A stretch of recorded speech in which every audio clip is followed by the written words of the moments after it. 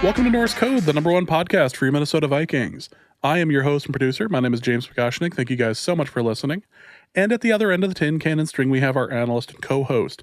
You know him from numerous blogs and podcasts around the internet, most notably from theathletic.com. He is Mr. Useful Human, Arif Hassan. Arif, the Bengals won almost in defiance of God's will. Is this a direct result of your piece? I think it has to be. Yeah, I mean, the Bengals won in defiance of their own will. Clearly, something cosmic guided them, and that something cosmic obviously was me. Well, as long as you're staying humble and keeping your feet on the ground, head in the clouds, something about Shapoopy. Yes. Welcome to this episode of Norse Code. Hope you guys are ready for a big one because we are not going to be recording a second episode this week, rather. We are not going to be recording a second episode this week because the Vikings game happens on Christmas. So we are going to be doing a double episode this week. So we'll be doing a brief recap of the loss to the Bears, which will directly change how the rest of this season goes. And then we will end up doing a preview of the Saints game, which is coming up on Christmas Day. So I hope you guys are ready. So before we do all of that, just want to thank you guys so much for listening, for sharing links on social media about Norse Code, for telling a friend, for telling an enemy about Norse Code. Again, we really do appreciate it. An enemy. I'm not leaving it. I'm trying not to leave anybody out here. Before we start, just want to thank Chris Law, who is our newest person on Patreon, our newest patron, rather. If you are interested in if you're interested in getting more content from Arif and James, you can head over to patreon.com/NorseCode, and we put out bonus episodes just about every week during the regular season. Pretty much anytime we end up recording outside of the regular season, there's also something up there too. So if you are interested in such things, you can go over to patreon.com/NorseCode, and for $3.50 a month, you can access all the bonus episodes. We will be doing the live watch along on Zoom for the Lions game on January 3rd for the noon Central U.S. time. So if you want to interact with me, potentially Arif, we'll see what his internet decides to do that particular day. So we'll be out there. But if you're interested in more content, you can go over there, or you can go over to paypal.me/NorseCode as well. We also have the awesome logo up on t-shirts and random swag if you are interested, and that is over at norsecode.threadless.com.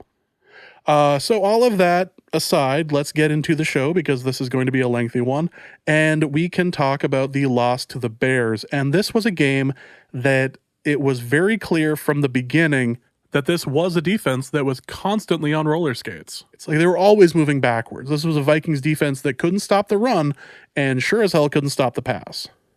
Yeah, it's really frustrating because it was really easy to kind of figure out what the Bears' game plan was going to be, which is exactly what it was the week before, which was that they were going to run the ball a lot, but most importantly, they were going to throw the ball really short of the sticks often, but within that 0 to 5 yard range, because that worked a lot for them. They were going to do a lot of play action to the tight end in the flat and that kind of stuff. And I mean, that was something that the Bears basically said they were going to do when they talked about, what it was that got Mitch Trubisky going last week and, finding ways to get him to win and stuff like that. Like, they were basically saying, we found out what works. It's to make our quarterback not do anything and to lead the league in yards after catch or something. Like that's what they basically said. And that's what they tried to do.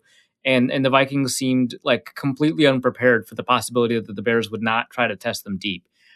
So, I mean, it was really frustrating from just a watching a defense perspective, all the missed tackles, their inability to force that, again, outside of that first drive, the inability of their linebackers to take down David Montgomery, the inability of the corners to tackle on the edges, just really rough stuff. And for the Vikings to go 3 and out right after they forced the Bears to go 3 and out and basically reset the game at the beginning, and then for the Bears to have a deep ball to Allen Robinson, it's just frustrating to watch that sort of stuff because They really did not try to stress the Vikings all that much, and the Vikings still managed to give them yard after yard. Montgomery is the perfect example of a running back who has not been able to do anything this year as a result of either his line or play call, or plans at quarterback. This is somebody who has the Bears were mocked earlier this year for how bad their running game was. Yeah, Montgomery ran all over. As somebody who accidentally drafted him in fantasy, I know just how useless he's been this year. But there's well, the thing about him is, so he individually has played fairly well all year, but you're right, he just hasn't been productive because that offensive line has been awful. They haven't been able to force a threat of the pass. They invite players into the box, regardless of whether or not they're going to throw or pass. And yeah, I mean, Montgomery's been bottled up basically all year. He had a good game last week, so it's not as if he has no precedent for performance. But you're right. I mean, the Bears had one of the worst running games in the league as of a couple of weeks ago, and the fact that the Vikings weren't able to do anything about it. I mean that's just frustrating as hell, right? Like, he doesn't hit 100 yards, I think, ever in his career until the game against Green Bay. We know how good they are against the run. Until the game against Green Bay, like in week 12, I don't think he had a 100-yard game last year. And if he did, I mean, obviously it didn't happen very often. But yeah, I mean, the Vikings knew that they were going to give him the ball a lot, and they did. They gave the ball to him 32 times on the ground. And he still was able to break tackle after tackle. I think it was a career high in rushing yards for him, with 145, 146, something like that. So, yeah, I mean, he's done a great job of avoiding tackles. He's done a great job of yards after contact. It looks like he had one game of over 100 yards, two games over 100 yards in 2019. One of them was against Minnesota, of course. But yeah, I mean, it's so obnoxious to see an offensive line block as poorly as the Bears' offensive line does until they get to go up against the Vikings. That was just this is a pathetic. run. This is a run defense that was just sad. It was just sad to watch them attempt to tackle him. It was sad to watch the corners attempt to tackle it. This is a team up until Chris Jones in particular, right? What was that? Chris Jones in particular, that right? Is, that was all the corners. I am looking in that general direction. Yes, this is a team that had playoff aspirations. This is a team that was in the driver's seat 2 weeks ago, a week ago. A week ago, I mean, the Vikings were favored against the Bears. I mean, only 3 points, but they were favored against the Bears. And I think their odds of making the playoffs had finally bounced above 30%. I think an Arizona loss here or there would have boosted their odds above 50%. But yeah, I mean, this is a team that almost controlled their own destiny. They needed one loss to come from somewhere for Arizona, but if they had won out, their ability to make the playoffs was all but secure. And against their easiest potential opponent on the slate, they don't do anything. No, this was just upsetting. He just sat there and just went, yeah, I could have told you that this was going to end up happening. This was, and I had posted something along the lines of, just a reminder that, the Vikings will always, never underestimate the Vikings' inability to play down to their opponent. And somebody pointed out, I don't know if they're actually doing that. They might just be bad. The number of injuries that has come to this defense, especially the defensive line, is finally at a point where you can't call it what it was, which was last year's offensive line. You can't do that. Enough pieces have been taken out. I don't know that you can call it the same ship.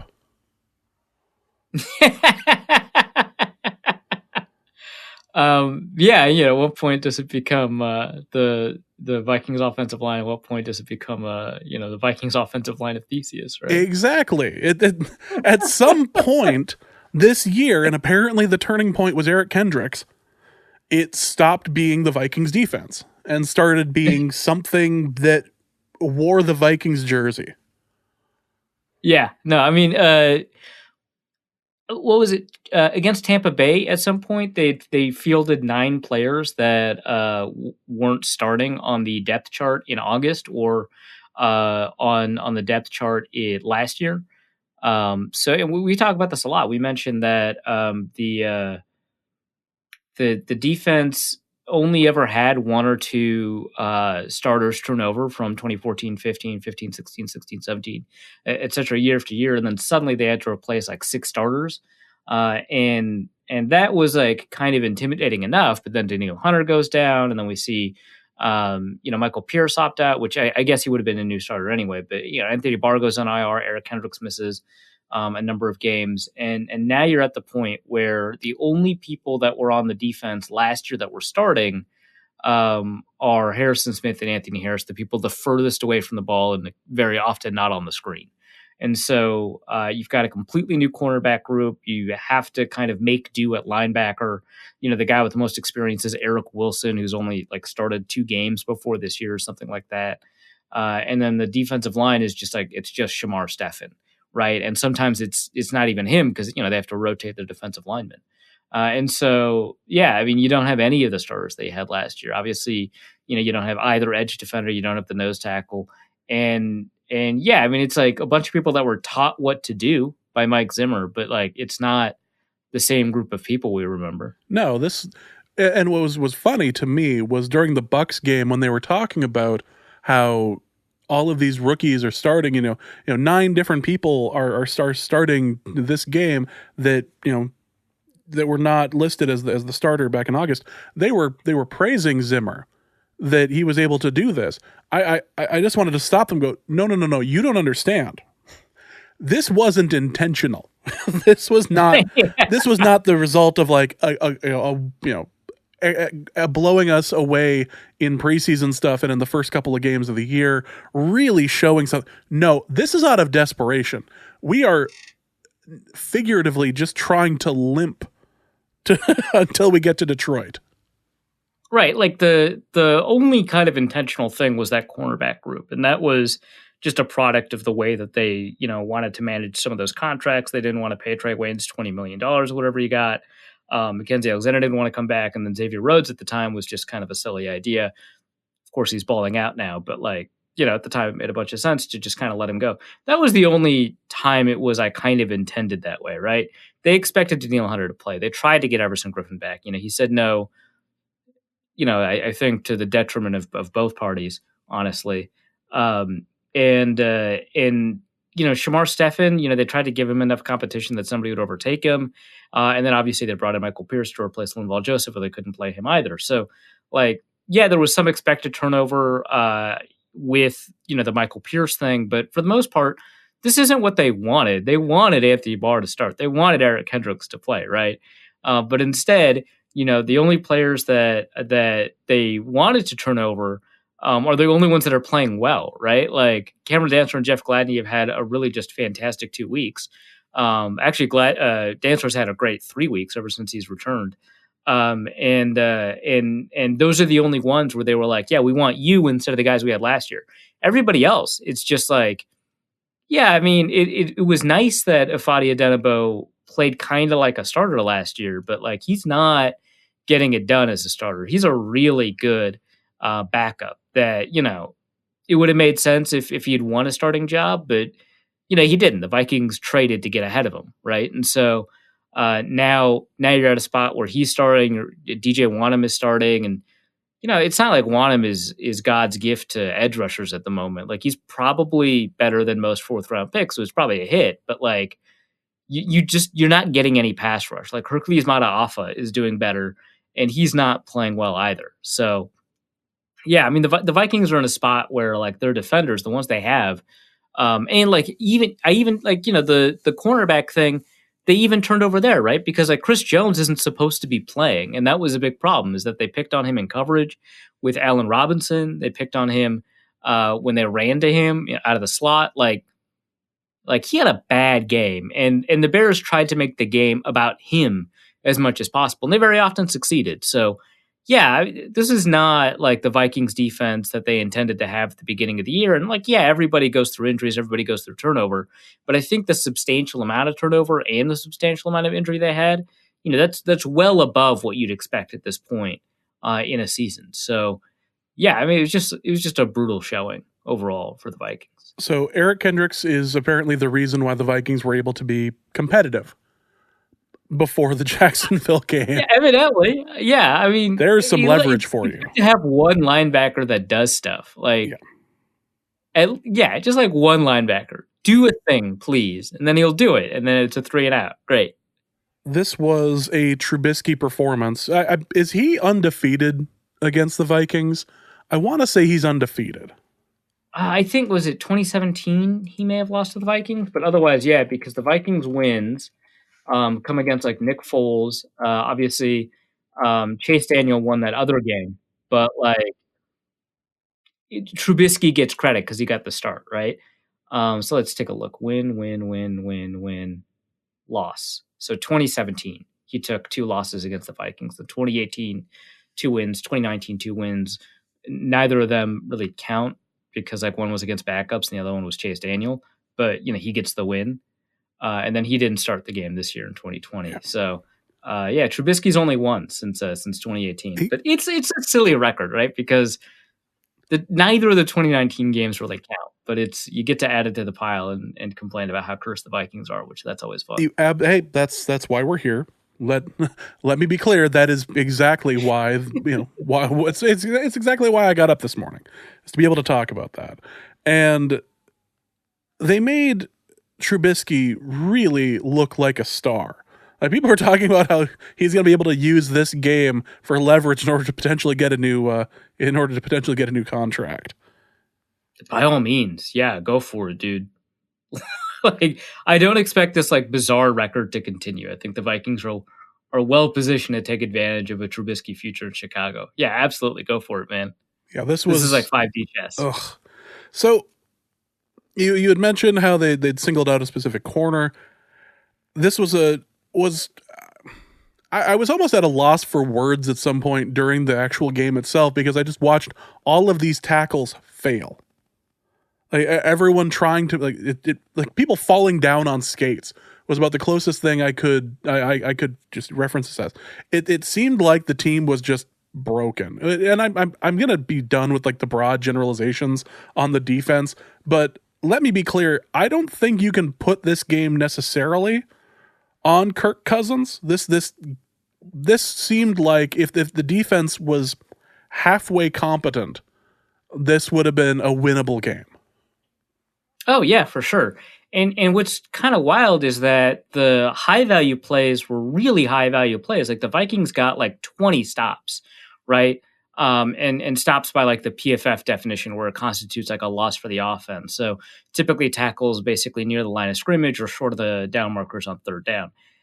Their splash plays were really good. Like, Eric Wilson got behind the line, got a couple of tackles for loss. We saw DJ Wanham get a couple of tackles for loss. That was nice to see. But then on the other side of it, they missed a bunch of tackles. PFF only logged 7 missed tackles. Feels like a lot more. It kind of depends on how you define a missed tackle. I know SIS has like a broken tackle statistic, which is like tackles avoided by avoiding contact in the first place and stuff like that. So I'd be kind of interested to see what that's like. But yeah, I mean, the Vikings just didn't get close on some of these plays, and so they're missing these tackles that go for a good chunk of yardage, and on the other side of it, they're creating tackles for loss. It's like all that work is for nothing. Just a really awful tackling game from the Vikings in general. And the thing is, like, their tackling leader Eric Wilson, like, he wasn't like good. He just got targeted a ton. He got, I think, 2 official targets, but he also got like underneath stuff that he wasn't the target for, but he was the closest to be able to peel off and take a look at. And so it's just like, okay, yeah, you got a tackle for loss here, but like, what else can you do defensively? And they couldn't do anything.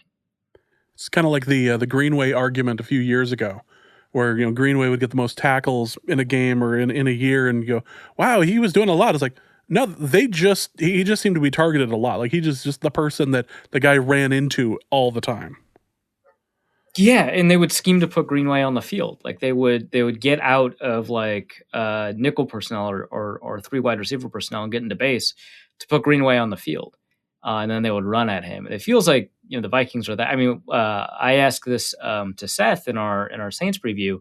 I'm like, are they going to be in heavy personnel a lot? And the idea essentially is that the Vikings are just so poor at defending heavy personnel out of base because I mean, it used to be Greenway, but now it's Todd Davis, right?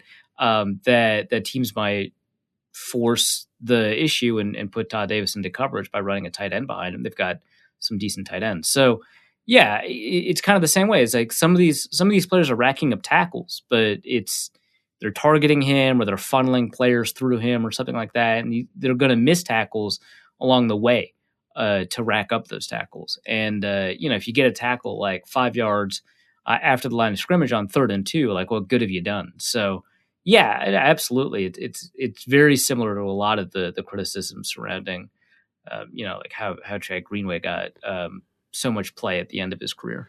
Before I go too far on complaining about the defense, there was a really good stop. There was a really nice interception that was pulled down that could have helped turn the game.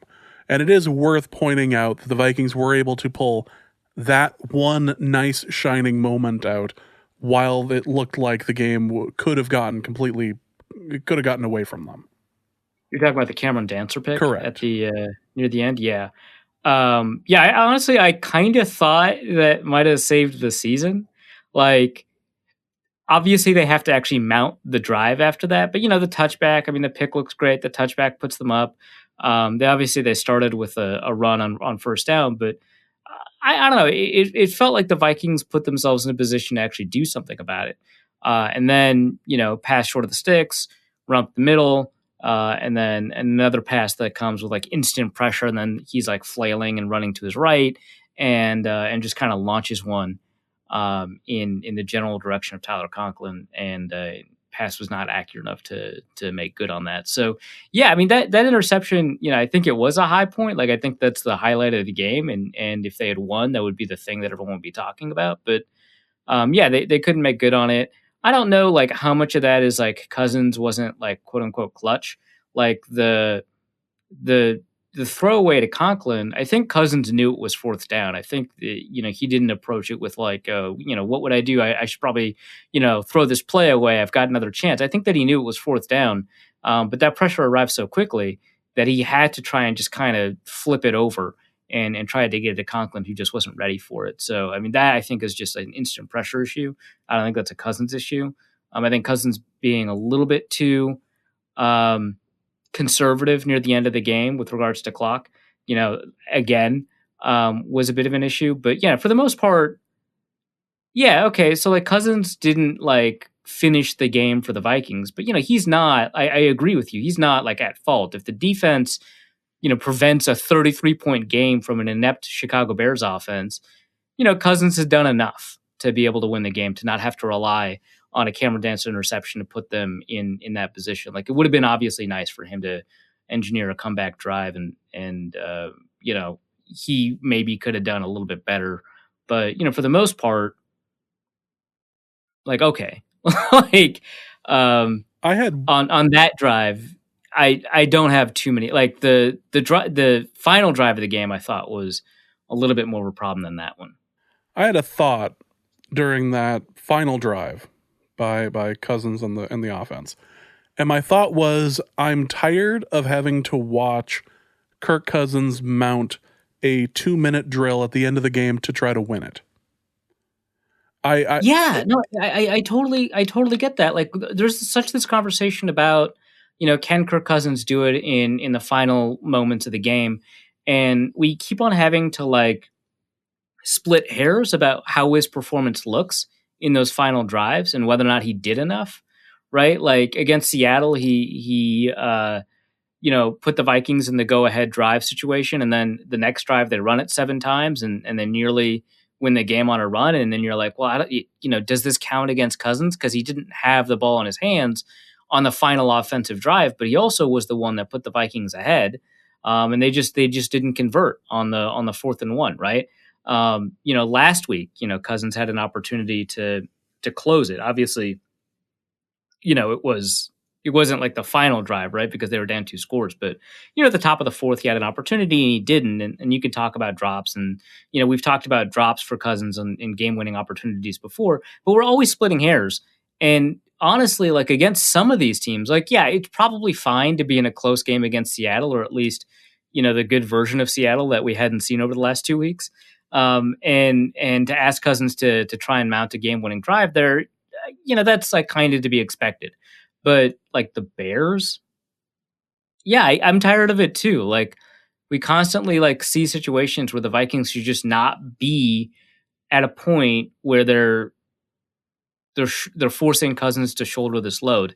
And obviously, the whole point of signing a quarterback to that contract is that they can, at least more often than not. But against these teams, you should just not be in that situation. No, it's incredibly tiring. You're just sitting there like, oh, I guess we're doing this again. And I know it's not 9 or 10 times this year, but it really feels like we're in the 4 to 5 games, 4 to 5 to 6 game like range as to how many times Cousins has been asked to do this. Like you just sit there like, I really wish this wasn't something that continually had to happen. Like the Vikings are constantly trying to come back. Like yeah, well, I think part of it's the wiggle room thing that we talked about the last episodes. They always make things so hard for themselves, and I mean, some of that's like penalties, some of that is like bad turnovers, and some of that's just like the way that they manage the game. Is that when they're ahead, they can only really be ahead by like 1 possession, maybe 2. When they're behind, they're like struggling. They can't get the ball moving quickly enough to be able to kind of take advantage of opportunities they see. Yeah, it's frustrating. Like, yeah, they were close against Seattle, close against Tennessee. They basically asked that of Cousins last week, although I guess not really. Because it was like a 2-score game instead of a 1-score game. But they forced Cousins to try and take on that responsibility. And then what was it? What was it? Week 13. Yeah, they had to come back against the Jaguars in overtime. The Jaguars. Yeah, this was just. It's just more of the same, week after week, month after month. It's more of the same, which is funny because my biggest problem with them this year is their inconsistency.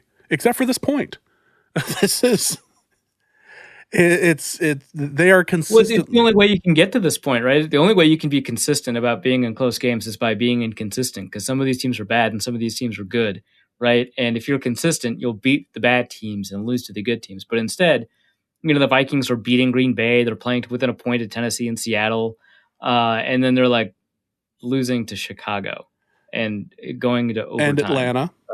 Against the Jaguars. Yeah, and losing to Atlanta. Like, Jesus. This is the Viking paradox of 2020. This is exactly it. And it led me to believe initially that this was a team that played down or up to the level of competition that was being provided. And then by the end of the year, it's just a team that isn't very good, which is sad because it had potential outside of the large number of injuries and problems elsewhere. Like this is just not something that was going to end up working for Minnesota. That said, this is still a good year for Dalvin Cook. This is still a good year for Justin Jefferson. This is still a good year, especially for touchdown numbers, for Adam Thielen. For the rest of the offense, though, I'm not. Whether you like Kirk Cousins or not, this was a pretty good year for him so far. Yeah, I mean, the offense is good. Like, obviously, the beginning of the year, Kirk Cousins' turnover issue was a problem, right? And it wasn't as if it was a bunch of turnovers where, the ball comes out of his hands, hits the receiver in the hands, it bounces off the receiver and into the opponent's hands. And now he gets charged for a pick that's not his fault. I mean, he threw a fair number of interceptions that were his fault. But I think, as the year went on, you saw a lot less of that. I mean, as the interceptions went down, the fumbles went up. But it was like a net gain in terms of how many turnovers, he was going to commit. But more importantly, the offense, especially once they found a way to incorporate Justin Jefferson more consistently, was explosive. It wasn't consistent, but it was explosive, and you could create a 46-yarder out of nowhere, and then suddenly you're scoring points. And so it was definitely a year where the offense had a lot of potential to kind of define the games that the Vikings were in, as long as the defense just kind of kept up, and it just really didn't do that. Like there are some games where the defense kind of plays out of its gourd and plays really well, but in a game like this against a Chicago Bears offense that just feels like it can't ever do anything, the Vikings need to do way more than they did defensively. Yeah, this was it's just too bad. This is basically the end of the season for the Vikings. There's 2 more games left. 2 more? Yeah, 2 more. It was a bit of a kick of it was one of those kick to the head games where you just sit there like you could do why are you not really? But that's kind of where we're at. Before we kind of end this, because this isn't the sort of game you want to really dwell on, and this is one of those dumb losses. But there's been enough of them where now the Vikings are out, are basically out. Dumb losses are now like a part of their like kind of identity, and not like an aberration where you're like, well, that happened, time to move on. Too many times. It's like you're now known for that this year. It's just what happens. So, Minnesota loses this game, is ostensibly out of playoff, is ostensibly out of the playoffs unless a number of miracle situations happen.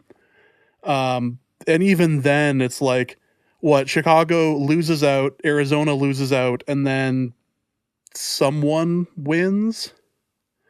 I think it's a little bit easier than that. I'll play it out on the 538 thing live on air. So if the Vikings win out, which obviously they have to beat New Orleans to do, and the Cardinals lose to, let's say, the Rams, which is in Week 17, and the Bears lose, to the Packers, which is possible if the Packers don't feel a need to rest their starters, which that can be in the cards because if the Saints lose to Minnesota but they beat Carolina, the Saints are out of it if they lose to Minnesota, but the Seahawks can still catch up. That's it. It is possible that the Packers would not get the first round bye. They want to play for seeding or something like that. But yeah, if the Packers beat the Bears in Week 17 or the Bears lose to the Jaguars, which is kind of hilarious that would be on the table, but it is, then the Vikings have an opportunity if the Cardinals lose to the Rams. They've got a 25% chance if the Vikings win out, which is dumb, right? Because 1 in 4 odds if you go undefeated is like pretty low odds. In fact, if the Cardinals lose out and the Vikings win out and nothing else changes, like if all we know is that the Vikings win 2 and the Cardinals lose 2, the Vikings' odds of making the playoffs are not 100%. They're 70%. And so they would need the Bears to lose to Jacksonville or Green Bay for that to happen. So Bears have to lose 1. Cardinals have to maybe just lose 1. No, they have to lose both now. Ugh. It's a number of games involved that it's going to end up getting complicated, and it's only going to get worse after. Like, this is the sort of thing. Like, okay, well, would you even want to see the Vikings end up going into the playoffs at this point? Right. Yeah. Knowing what you know about how their defense can't tackle. Well, it's funny because they could play the Saints in the playoffs. Well, that's why we wanted it. It was predestined, and then this dumb stuff happened. Yeah. So I think part of it is that if you cheer, if you want the Vikings to make the playoffs, which, like we said, kind of an open question, you want to cheer for the Titans against the Packers, which obviously a lot of people are kind of already committed to do, which, like, fair enough, right? But if the Titans beat the Packers, then the Packers have something to play for in Week 17, which puts a loss to the Bears on the table. At the same time, obviously, you're cheering for like Nick Mullins to put the beat down on the Cardinals, which the Cardinals are not that impressive, so it is possible, right? And then the Rams to get their heads out of their asses and not play like they did this week. Well, and beat the Cardinals week 17. What an interesting set of play calls they had at the end of the game. Oh, Jesus Christ! That was I wonder how many suicide pools or whatever like ended on the on that. I checked so I'm still in that eliminator I mentioned, which I mean the stakes aren't super high. Like for an eliminator in week 15, it's about $700 on the line. Like don't get me wrong, I could absolutely use $700, but it's not as if like I put in a ton of money for a pool this size. And I checked, there's only 3 people left. I'm one of them. And I see this Jets-Rams game going on now. Immediately, my first thought, like you, is to go to the eliminator, right? Because, double-digit spread upset, someone's getting eliminated. And I go over there, and someone had picked the Ravens with me, which, I mean, the Ravens just beat the crap out of Jacksonville, so that was safe. And then the other person picked, who did they pick? They didn't pick this game. That's what I know. They picked another game that they were like, oh, yeah, they picked Tennessee over Detroit. And I was like, wow, Matt Stafford's back. Maybe something could. And then Tennessee puts up like 45 points or something like that. But yeah, so I got nothing out of it. Nothing. And at the same time, this hurts kind of the Vikings playoff odds, which, are still in the gutter. But like, I mean, I could use the income for the Vikings going to the playoffs. I have more ink I want to splash. We can do something. Man, I got pixels to fill on that screen. Exactly. Probably not gonna. Well, I say probably not gonna happen. We'll see. That one of the more Jacksonville things that could possibly happen is Jacksonville playing out of the number 1 pick. Yeah, I mean, cheering for it, right? Like, the Jets did them a favor. Now it's time to return the favor. Like it's just common courtesy. Exactly. Let's wrap up the Bears game here. I'm sounding all doom and gloom and depressing, but really this was just a game that I just sat and was depressed watching. I was like, wow, I remember when the Vikings used to be able to tackle. I remember when the Vikings had a pass defense that was worth half a damn. I remember when Trubisky didn't look like an all-pro. I mean, he still didn't look that great. It was all yards after the catch for him. Wow. Except the one deep pass to Allen Robinson at the beginning of the game. I was amazed because Allen Robinson is one of those players who's good. He never gets a chance to be good, but he's good. It's like, oh my, they're actually throwing to they threw deep to Allen Robinson? Not only that, they like schemed it. Like they were like, all right, Jeff Gladney's playing really well. Cameron Dantzler's playing out of his mind. There's a guy here from a practice squad. His name is Chris Jones. Let's see if we can find a way to get Allen Robinson on him. Let's do a pick and roll and just see if he exactly. If he lands. Spoiler alert, they find out how. Yeah. Like it's a pick and roll. Like, oh no, you're Allen Robinson and I'm no one. Exactly. Yeah. This is going to go poorly. Man, you're Calvin Johnson. Yes, exactly. Yeah, I mean, let's wrap it up. Kind of like I say, stars of the game, but who was on the Vikings anyway? Who was not terrible? Other than Thielen did. Thielen made a catch in the end zone. Jefferson was all over the place and good. Jefferson got over 100 yards on some pretty good corners, and I thought he played pretty well. Some pretty great grabs, especially I think one that Cousins threw behind him. He turned around really quickly and was able to adjust the ball like instantly. Like I didn't know humans had reaction times that fast. That was really nice. I don't know if anybody in the offensive line actually played well enough to kind of warrant picking out.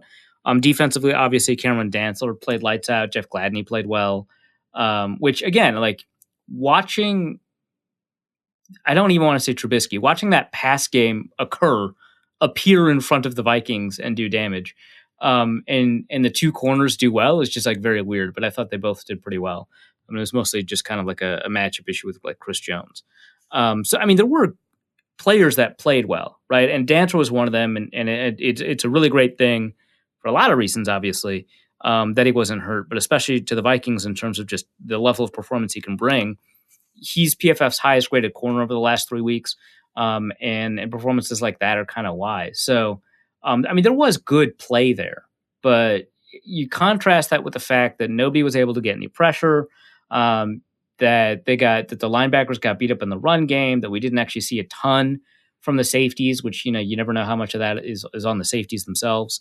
And then you contrast that again with just the fact that the receivers played well, but the offensive line was just so awful that that 4th and 1 to Tyler Conklin, like that doesn't happen if you've got decent line movement and the ability to kind of sell that run on the play action. So yeah, there were some good players. I'll say that.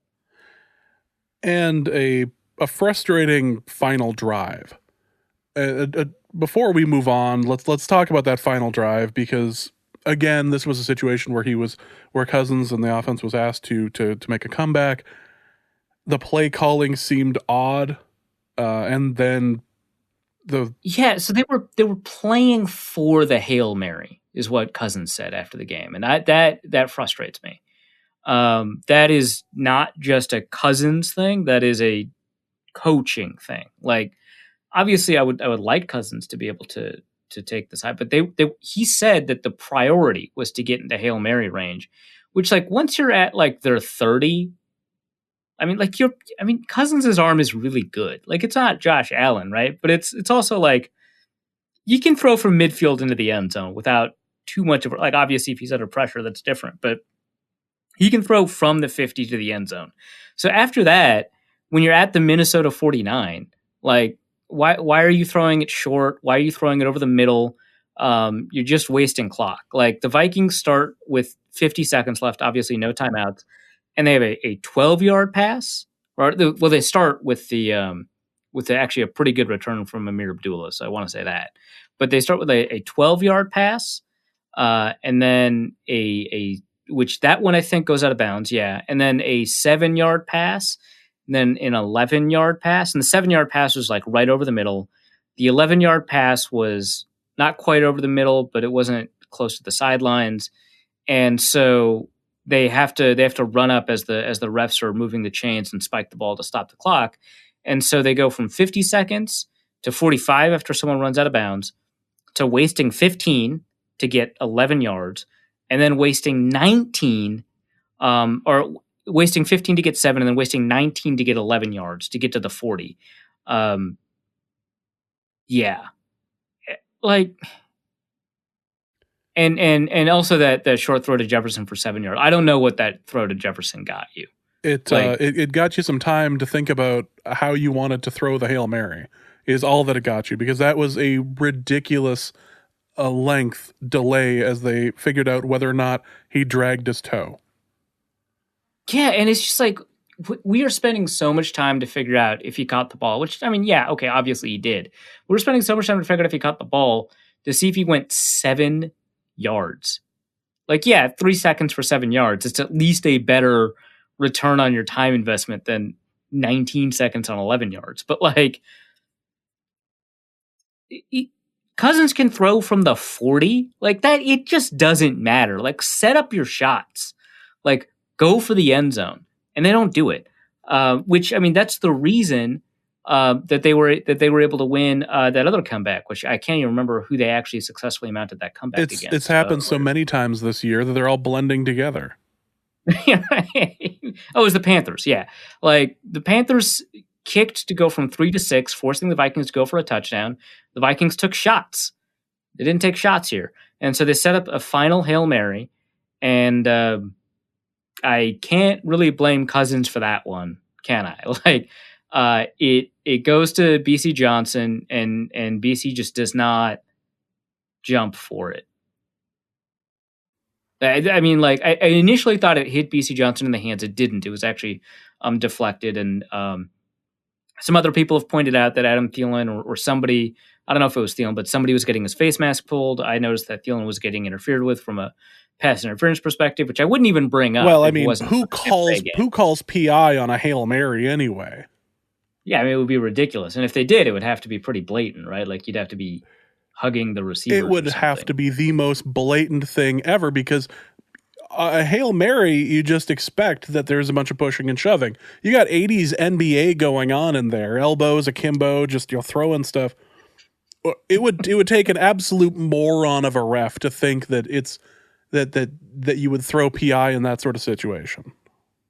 Yeah. So yeah, no complaints about them not throwing the flag on Thielen. Just like residual annoyance, I guess. more of a raised eyebrow than anything else. Curious. But yeah, I mean, mostly it's just BC Johnson did not do a very good job fighting for the ball. The ball bounces in Justin Jefferson's direction. He doesn't react in time. If he did, that would have been like insane. Right? There's your offensive rookie of the year. Yeah. Right. Yeah, exactly. Just done. Bye, Justin Herbert. I don't care that you had the best game of your career right there. Like, look at that. Tell me he doesn't get O'Roy. But yeah, I mean, he doesn't get a Sherrick McManus gets the interception. Doesn't really matter if he'd batted it down. I'm sure it would have run out the clock because Cousins had to scramble on a Hail Mary to get, which like the Vikings keep 6 in protection against a potential 3-man rush, but because they kept in 6, the Bears decided to rush 4 instead of 3.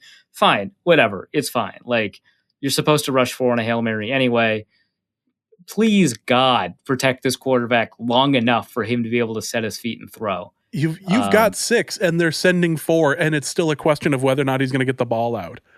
I don't even like. He might have gotten drilled. Like I don't remember, but like Leonard Floyd got pretty close to him when he got rid of the ball. Like, come on. Yeah, then that's all she wrote. That's the end of the game. Let's go to now that we're done talking about the Bears game.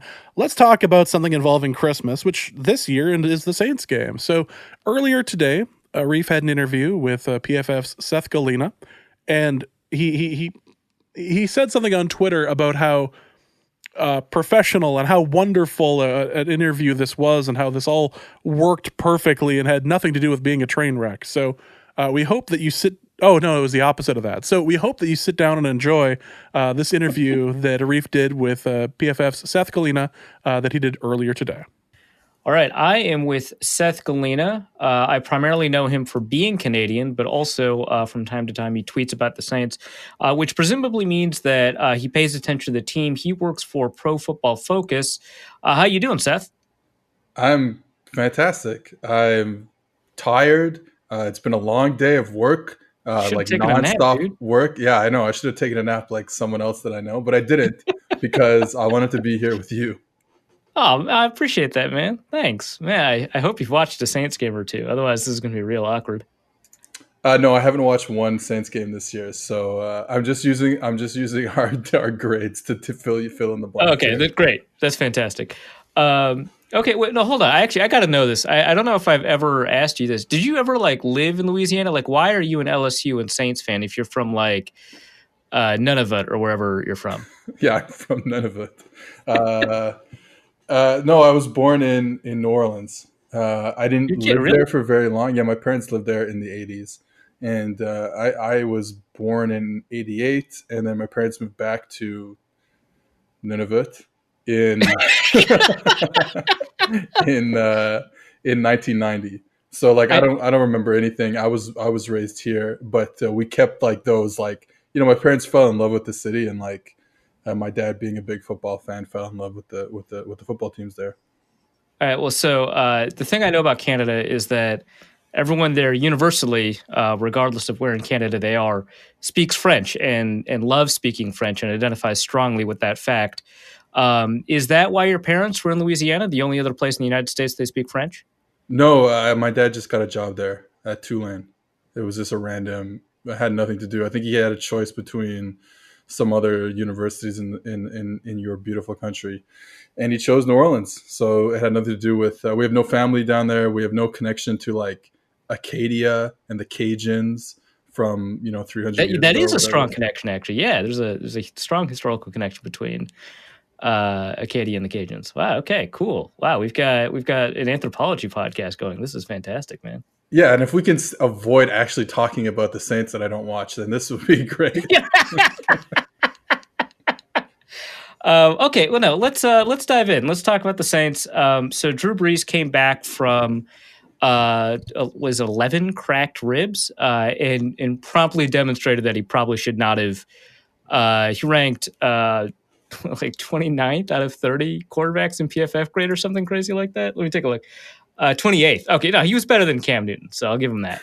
But he was the lowest ranked quarterback that did not fumble. So that's something. Why did he choose to come back? Because he's and I don't mean this in like such a negative way, but he's like kind of a psychopath. Like, well, I mean, but like all the best quarterbacks are, right? Like no, but Peyton that's Manning it. and Tom. Yeah. Okay, yeah, okay, in no, I that get it. way. We both follow justice. We get the take. Yeah. So I think I think that's why. I think now I do wonder if they had beaten Philadelphia, if that would have done enough to keep him out of the lineup for another week. But I think the loss against Philly, and especially that Taysom Hill just hadn't been playing very well in his Taysom? in at least Our Taysom? Yeah, our Taysom. In at least 3 of the 4 starts there, he hadn't been playing very well. So I think they all thought this was probably the best move because they needed some sort of spark on offense, especially since the team that they were playing against, Kansas City, obviously it did not work out like that. They were abysmal from it's like, start to finish. A higher ceiling. Like we might get something good out of Breeze. We won't with Taysom, and we need that ceiling to play Kansas City.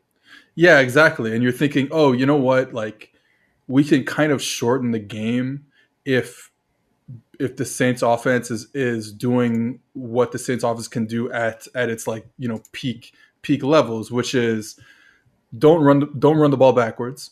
So at some point, I looked this up maybe a few weeks ago, but the Saints were like the number 1 team at not, I don't know where they are now, but it's probably similar, but the number 1 team at not going backwards on running plays. So lowest percentage of runs that gain 0 or negative yards. And then that plays into, so now you're in second and shorters, and you're in third and shorters. And it's like, yeah, I think we understand that you'd like to stay out of third downs. But if you have Breeze at his best, it doesn't matter because he's always going to be able to convert because he's that good. And so playing against Kansas City, I think that makes a lot of sense because you're like, hey, well, we're maybe not in a position to go throw for throw with Patrick Mahomes. Maybe 2011 Breeze could do that. I don't think 2020 Breeze could do that. So you're like, all right, well, we can shorten this game. It was there though, right? I mean, like the Saints defense. I mean, a couple of key drops, but like Saints defense really stepped up in that game. Yeah, it's always weird to think of a team that allowed 32 points having played well on defense, but I kind of agree. I mean, they were flying around. They were giving a bunch of different looks pre-snap, and then post-snap it was completely different. A lot of like quote-unquote coverage looks, so you're keeping 2 high safeties before the snap and kind of giving Kansas City some running space. But the thing is, Andy Reid kept calling passing plays, so it kind of worked out for the Saints early. I mean, they only allowed 2 touchdowns. It was 14-0 at halftime or 14-7. And one of those touchdowns was on a short field. So the Saints defense played tremendous. Like I said, a lot of different coverages, a lot of different stuff. Like it's one of those things where there's no real blueprint to beat the Kansas City Chiefs, right? Like I think we understand that at this point. But the best you can do is have really good players. And the Saints happen to have really good players on defense. And then if you can rush for and make a difference, getting to the quarterback, while until playing one of the coverage 4 gets ejected, I guess, right? Yeah, I mean, so like I said, I don't know if there's a blueprint, but this is probably the closest, and yet they still allow 4 touchdowns and a 2-point conversion. So it's like, well, I mean, you're up against really a protagonist at quarterback. Like the world revolves around him, so I don't know what you're gonna do. But yeah, and so like the Saints offense, it's like, well, they didn't convert on those third downs. So you're creating a shorter distance on third down, even though you're not converting on first or second. Like I said, we both agree that you should be doing. But now, normally the Saints can convert on those third downs. They absolutely were awful on Sunday. 1 for 10, 1 for 12, 1 for 15, something like that. So now the difference in the amount of plays. Do you know this? The difference in the amount of plays? I saw this today. No, let me know. Kansas City, including plays with penalties, ran 98 plays to the Saints 55. Like I feel bad for the Kansas City offense. I mean, they won, so I don't feel that bad, but I feel kind of bad for those offensive linemen. I one time the coordinator, the offense coordinator for the North Carolina Tar Heels, Phil Longo.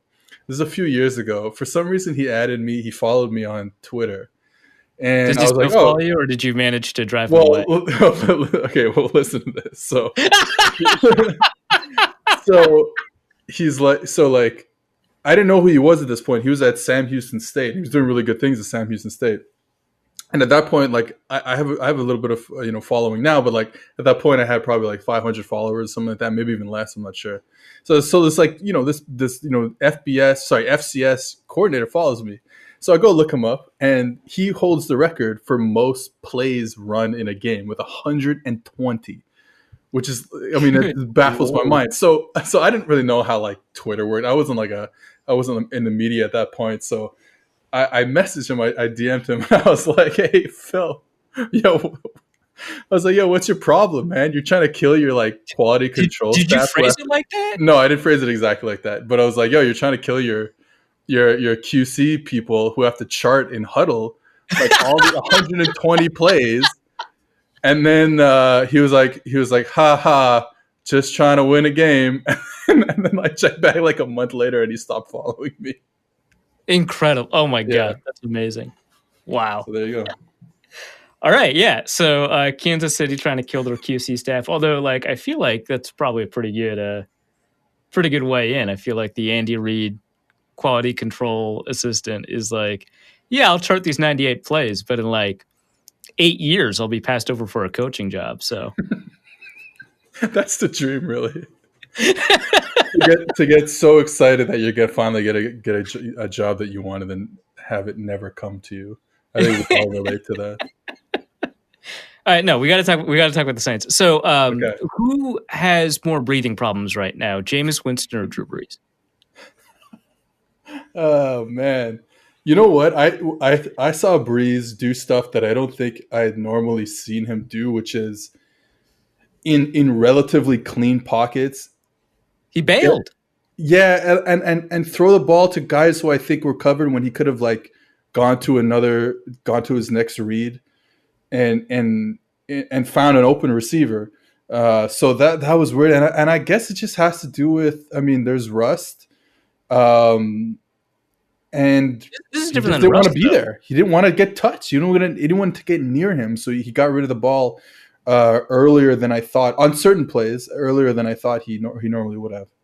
So I was on a fantasy podcast before the weekend, and I was like, I don't actually have any data on this, but I'm always suspicious of quarterbacks coming off of rib injuries because I feel like they always come back too soon because it's a pain tolerance thing, and quarterbacks are psychopaths.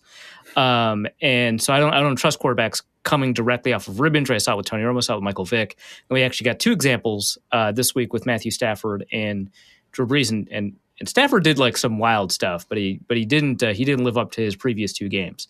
And Brees obviously played the worst game since the Chargers days. I mean, this is just a wildly bad game. It was terrible. Yeah, and so I mean that has to be the primary thing to point to, right? Is that rib injury, and then my guess is so against all odds you've coached.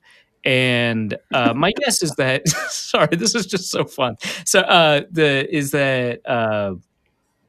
of that is obviously you don't want to get hit, right? I mean, there's just the enormous amount of pain from having cracked ribs is wild, but also you're activating your core when you're throwing. I mean, that's like a big part of how you develop power, especially if you're someone like Brees who didn't come into the NFL, way back when with a ton of power, and then as he ages, needs to be kind of more mechanically secure in order to generate that kind of power. And so I feel like it's both the wanting to protect himself, but also, I mean, he already kind of has a kind of weak arm now. I mean, it honestly was like pretty surprisingly strong over the past couple of years, but I feel like it's diminished the last 2 years. And at this point, I feel like he just wants the ball out, right? Like he doesn't want to deal with any of this. And now with a rib injury or several rib injuries, now the ball is not even coming out at the speed that he wants. Is that a dumb take?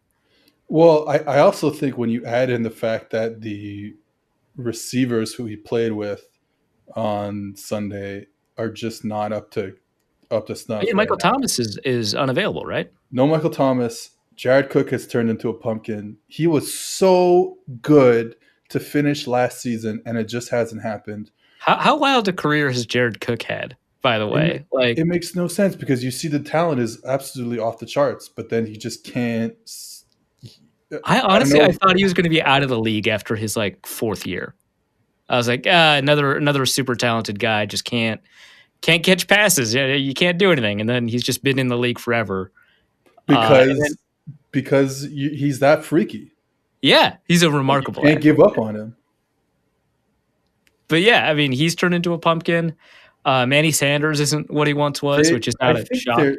I think they're trying to get him the ball deep, and teams are doing a good job figuring out when, down a distance and formationally when the Saints are going to take those shots. So I think they're kind of taking him out of the game, and they're not getting a lot of good stuff in the short or intermediate game. Who is left among the wide receivers anyway? So because Traquan Smith was out for that game, right? Yeah. Well, he got injured at halftime. Yeah. Okay. Yeah. So they entered the game with Traquan Smith and Emmanuel Sanders, and who else plays receiver for the Saints? Well, that's the problem. You have. I'm gonna look this up. You have Little Jordan Humphrey and Juwan. Oh yeah, he got a pretty impressive pass, huh? Yeah, it was a nice touchdown throw at the end of the game. Juwan Johnson was absolutely abysmal. Tommy Lee Lewis, is that Bowling Green? Tommy Lee Lewis is back because Deontay Harris is injured. It's not a good group. And then with Cook, there was a couple miscommunications that could have went for first downs. Two pretty blatant ones, plus all the ones we don't see, because we don't know what the actual route conversion and stuff were. But there are two, like I said, two very obvious ones to Cook. They tried to get Manny Sanders deep, but I think Kansas City was playing a lot of too high coverages, kind of trying to suppress those explosive plays. They did it once, but that was on they kind of caught the Chiefs napping, and they weren't aligned, and then they just had Sanders fly down the sideline. All right, so short week, but not, I guess, the shortest week in the world because they play on Friday, I guess. Do you expect, Drew Brees to actually get? I mean, because between coming back and playing against Minnesota, he had a football game in between. I can't imagine that's very good for your recovery. Do you expect, and I haven't looked at the injury report because I was taking a nap. Is Traquan Smith going to be available? Is Drew Brees going to be as healthy as he was entering the game? Well, I guess he didn't take a bunch of hits. He took one, from what I remember, one pretty big one, but there wasn't a bunch of them. But of course, you're playing football, right? Every hit is something. Yeah. It's a rough sport, so I don't know. It makes me pretty nervous as a Saints fan. Not having, if Traquan Smith is not playing, we know for sure Michael Thomas is not playing. Just not having any guys that can separate is a problem. Would Jameis Winston? We talked about ceiling for a second about beating the Chiefs. Would Jameis Winston have played if he wasn't in COVID protocol? I don't think so, because I don't think it was that. Because the Saints cut it to 14-7 early enough. That they were still in the game the whole time, that I don't think he would have. Yeah. And I'm not really sure exactly the timeline, but from what we all understand, it was, it happened Sunday morning. So the plan was from Monday, Brees felt good and he took the first team rep. So it was never going to be, Jameis, even if he didn't get COVID. Okay. Now, would Jameis have played better? Good question. Good question. Because that was bad. This is the worst Drew Brees game of all time, probably. Yeah, I mean, well, you've got the database in front of you. You got Ultimate. You tell me. Oh man, okay. I mean, I could it goes all do the way this. Okay, back well, to let's vamp. 2006. Let's vamp for a bit as I do this. Okay, I saw a tweet that said Andrus Pete is going to go to the Pro Bowl. I haven't, they might have already leaked the Pro Bowl results. I don't know, but that seems dumb, right? Yeah, it does seem dumb. Okay, He's cool. like, I think one of the things is now I know Saints fans get on him a lot, and I do believe that has to the do Saints with. have a remarkably good offensive line, and so someone who plays at Andrus Pete's level is going to stick out. Okay, thank you. You stole my point, but that's exactly it. Like the Saints have been so good on the offensive line for so long that when someone who is just a replacement level, maybe above a little bit above that, he's going to stand out. Like it's not going to be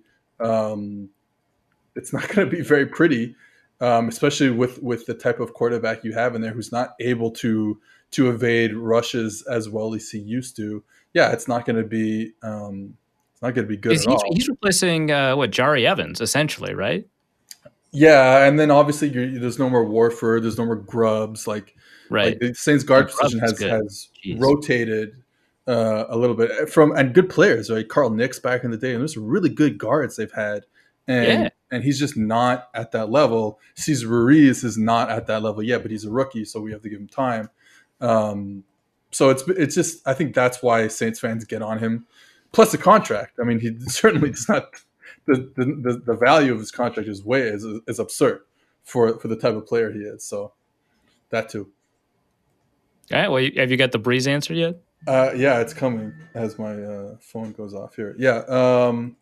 First, I will tell you that. Hold on a second. I thought I gave you time, dude.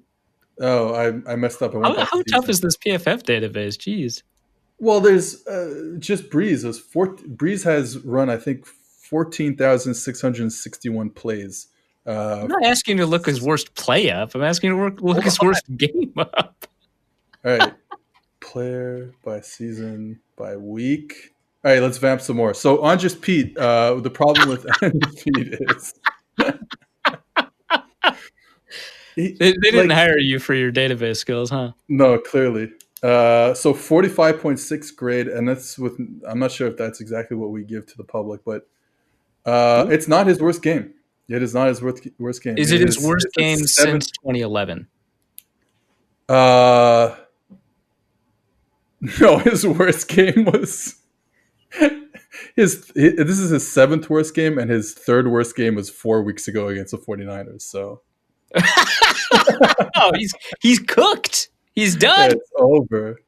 I see 07 Bears, 2010 Browns, 2007 Colts, 15-16 Buccaneers, and then the Chiefs game and the 49ers game. So yeah, it's bad. Yeah. I mean, it is historically bad for him though, at least. Okay. 07 was he? I mean, he was a Saint in 07. Yeah. Yeah, but that's not that 06 was the playoff game, the NFC Championship game. This is the year after. Yeah. Okay. Week 17. I'm not sure I don't think the Saints made the playoffs that year, but yeah. So good for the Vikings, man. They're getting a Breeze whose last 2 games, because the 49ers game is the last game he played before getting injured, and the Chiefs game are his 2 lowest, basically his 2 worst games of all time. The thing about him, that 49ers, he was entering the game with undisclosed rib injuries, though, right? Yeah, I think there was already issues there. And then he took that big hit that was called for roughing the passer, even though it probably wasn't roughing the passer. And then they had to go out, and then Jameis came in, and honestly, Jameis didn't play that well. But he played better. Came in relief. He played better. He did play better, but I thought for sure if Jameis was going to be the guy they brought in off the bench, that they were going to go with him. The argument does make sense, though, right? As to why Jameis came in off the bench, but it was Taysom Hill when they had a week to prepare. I mean, assuming that Taysom Hill is good, the argument makes sense. And Sean said on a podcast last week that he had made a promise to Taysom that he would be the starter should Breeze go down again this year. So for me, that was like, all right, well, why would he say that? Because he's a loyal guy, I guess. I mean, think about how there's nothing. There's how nothing to be much. won, but they gave him $16 million loyalty. Okay, that's just wild.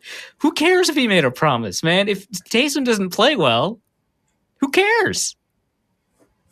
Well, but I think it's more than. I mean, it is the promise, but also they believe. Like whatever. I don't believe. I don't think he's a starter in the NFL, especially if you don't play him in an offense that suits him. Which, okay, I understand that in the middle of the season, maybe there's some stuff you don't want to, some concepts, especially like in the quarterback running game, that you don't want to put in because it's too late. I don't know. But in running Drew Brees' offense is never going to work for Taysom. It might work for Jameis Winston, though. Right, yeah, which is why he came in off the bench, but they wanted to at least give it a week, which, I mean, you're right. Like, you're installing and they like him. I think Sean Payton sincerely believes that he is a really good quarterback and that he's just a few reps away from breaking through. I don't know what else it could be.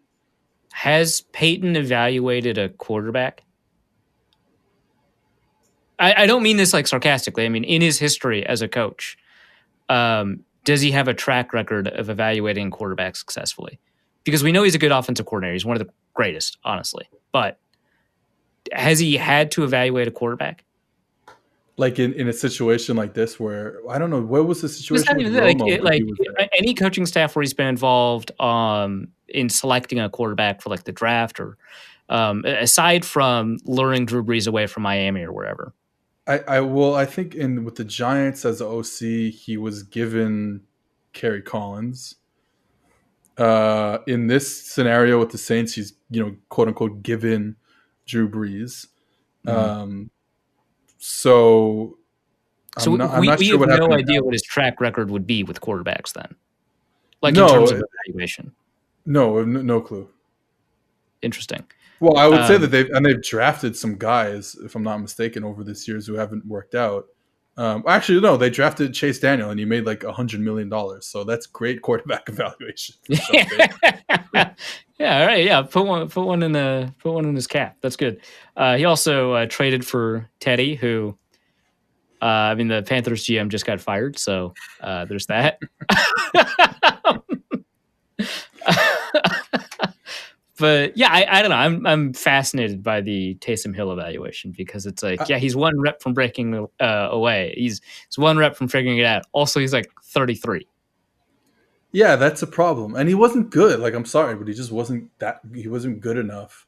The Saints never did this. They never put Taysom Hill in, right? They could have, right? Like he wasn't like out, right? He was the backup against the Chiefs. No. Yeah, he played, but never at quarterback. Right. So, I remember I put money down on him outscoring Drew Brees in fantasy, and in the first half I was ahead because of the pick. but then he got a touchdown for Oh, but Drew Brees caught. Yeah, but he threw quote unquote a touchdown to Kamara. Yes, so. That screwed me. But I mean, he also in the second half generated enough yards that I think he was going to overcome Taysom Hill anyway. But for a while, that was looking real stupid and good at the same time. But then it just became stupid. Yeah, that's an insane bet when you think about it. Great odds. Yeah, sure. But I mean, is there a point like so the Vikings have played the Saints fairly well defensively for whatever reason over the past couple of years. Given that Brees is not playing very well, is there a point do you think that they would just yank him, or has he built too much franchise? Is it like, when Eli got benched, the coach got fired? Is it like there's so much equity built for Drew Brees that they're not going to yank him no matter how he plays? No, I think if anything, well, they might. Honestly, now I think they might, but it won't be. It'll be because of a bogus injury, or in this case, probably not. It wouldn't be a bogus injury because we know, right? But they would say it's the ribs got recracked or whatever. Yeah, exactly. I think that would probably be what would occur for that. So long as they can provide him cover, they might pull him. Okay, they might, but it'd have to be. Look, they have, I believe, the Vikings and the Panthers to close out the season. So you have those two games to evaluate him with the buy on the against. line too. Oof. Well, see, I think the bye is already long gone because they're not. They gotta catch the Packers and then surpass them because the Packers have the tiebreaker. Oh, that's right. Yeah, and technically the Seahawks are still in it for the bye, which is hilarious to me. Oh yeah, that's another whole other story, I'm sure. But yeah, so I'm not It's sure. important because the Vikings need the Packers to play the Bears in Week 17 and take them seriously so they can beat the Bears. What Um, is the Vikings situation right now? if the Vikings win out, they have like a 1 in 3 chance of making the playoffs, which is stupid. They should be out, right? Right. Because the Vikings need to win out, and then the Cardinals need to lose one of the next two, and then the Bears need to lose one of the next two, and then I think a third thing needs to. It's a 1 in 3 chance if the Vikings go undefeated, and obviously they're 7-point underdogs entering the game. They shouldn't be because of Breeze, I agree. but yeah, 538, which I think overvalues the Saints because the way the ELO system works, it's a historical rating, gives the Vikings about a 4% chance of making the playoffs, and that's because of the strength of the Saints matchup. But for the most part, I mean, the Vikings are just out. But it is frustratingly easy to chart a path using like the playoff machine. Yeah, for sure. And I think going back to your question about where would we see, like, what does Breeze have to do to not put any fear in his own coaching staff going into the playoffs. So like I said, they get the Panthers in 2 weeks. They absolutely diced up the Panthers 2 months ago. That's not a good defense. The Vikings are also not a great defense. Like, you got to show that you're back and you got to dice them up, both teams. And the problem is, like you said, the Vikings have been pretty good against the Saints over the past few years. And honestly, when you really think about it, he's had one good half, and that half ended in A tie. in infamy. So yeah, I think it's he's really got to show out that he's doing all the stuff. Like I said, he's sitting there going through his progressions, not forcing the ball out early to covered receivers because he doesn't want to take a hit. Like he can go through his progressions and make plays like that. Still throw the ball accurate. I thought he did throw the ball mostly accurately against Kansas City, but he also threw the ball into coverage. Man, he threw like early in the game. He threw a sail route, corner route to Taysom. Yeah, it should have been picked to Taysom. Should have been picked. He threw it to almost pretty much triple coverage to Jared Cook in the end zone, and that should have been picked by Tyrann Mathieu. Like, it was rough. It was rough. I don't want to see that ever again. Gross. Quarterbacks. Well, let's talk about this offensive line because you mentioned that the Saints have been uniquely good at preventing negative running plays. That did not happen in this game, and that is not a product solely of Drew Brees. So what happened here? You've got a top 3 right tackle, a top 3 left tackle, and I may be underrating them by saying that, both on the same team. You've got a great center in Eric McCoy. You have old friend Nick Easton backing up Cesar Ruiz, right? It's Cesar, like our lads has Easton starting, but it's Cesar Ruiz playing, right? No. Easton is at center. No, not Easton. Oh my God, who's the center? McCoy is the center. Eric McCoy. Are you serious, dude? Wait, I gotta make sure. What? Maybe is McCoy injured? I don't know. Oh my gosh. What are you doing on this podcast? Why did I bring you? Quarterbacks. Okay, well, Andrus Pete on this is just a week 12 injury report. Why is this week 12? Why is this here? What's going on? Yeah, so it's McCoy. Okay, jeez. McCoy is the starting center. Ramczyk and Terran Armstead are the tackles, and then right. and then Ruiz and Easton have been splitting time at guard. And then obviously there's rotations because Pete would be the starter for sure, but then the injuries have caused him to miss some plays over the course of the season.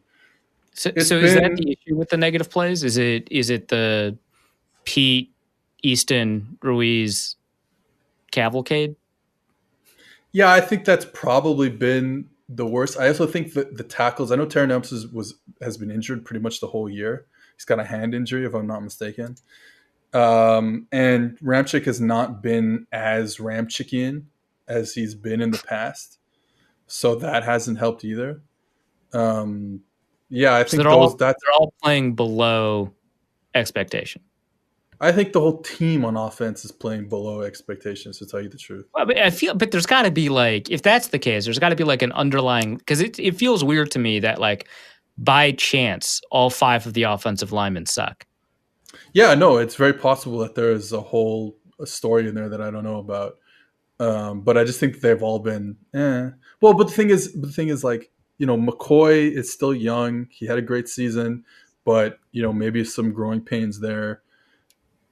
The guard situation, like we talked about, is not great. Ruiz, as I said, very young. He's in his first season. They got rid of Warford, who's solid. So there was some changes, and then like I said, when Ramchick and Armstead aren't at their best, that's it's going to be a problem, especially when you need to protect Drew Brees or whoever is behind there. All right, so but like Kamara's playing well enough, right? So that's not the reason for the negative runs. It's primarily the offensive line. Yeah, I would say mostly the offensive line. But yeah, and Kamara and Murray do a good job of staying vertical, getting north and south, those type of cliches, so that they don't lose as many yards. Are you surprised by Latavius Murray? I feel like he's playing even better than he did in Minnesota. Well, but he's great. Honestly, you don't miss Mark Ingram as much, and I loved Mark Ingram because he just seemed like a guy that you want on your team, even more than just as a running back, just a guy you want on your team. And Murray's come in and been super solid. They have a game plan that works for him. They have 2 different type of run schemes when either running back is in. You get more of that outside stuff with Kamara, more of the downhill stuff with Murray. He still runs funny. You know what I mean? He runs like he's standing up. It's hilarious. But he's been great, he's like, honestly. Like 6'11" or whatever, right? Like, it's just exactly. Like the amount of times you see him, like there's like a pile and you just see his like shoulder pads and head sticking out of the pile. It's pretty good. Yeah, I'm a big fan of Latavius Murray. Should Ty Montgomery change his number? What difference does it make? He's got to get on the field first. This has long been a controversy for people who follow Andy Benoit on Twitter. Oh, really? Yeah, he thinks it's. I'm surprised you didn't hear about this. Yeah, back when Montgomery was relevant for the Packers, he thought that when Montgomery changed his position, that he should not have kept his number because it's fundamentally unfair for the defense because they determine their packages based off of the numbers, and he's not wearing a running back number; he's wearing a wide receiver number. So, but no, that's all I'm going to say. It's just no. That's not how it works. So cheating. There you go. It's cheating. It's up there with RPOs and the flea flicker in just poor sportsmanship. Conservative trickeration. You're right.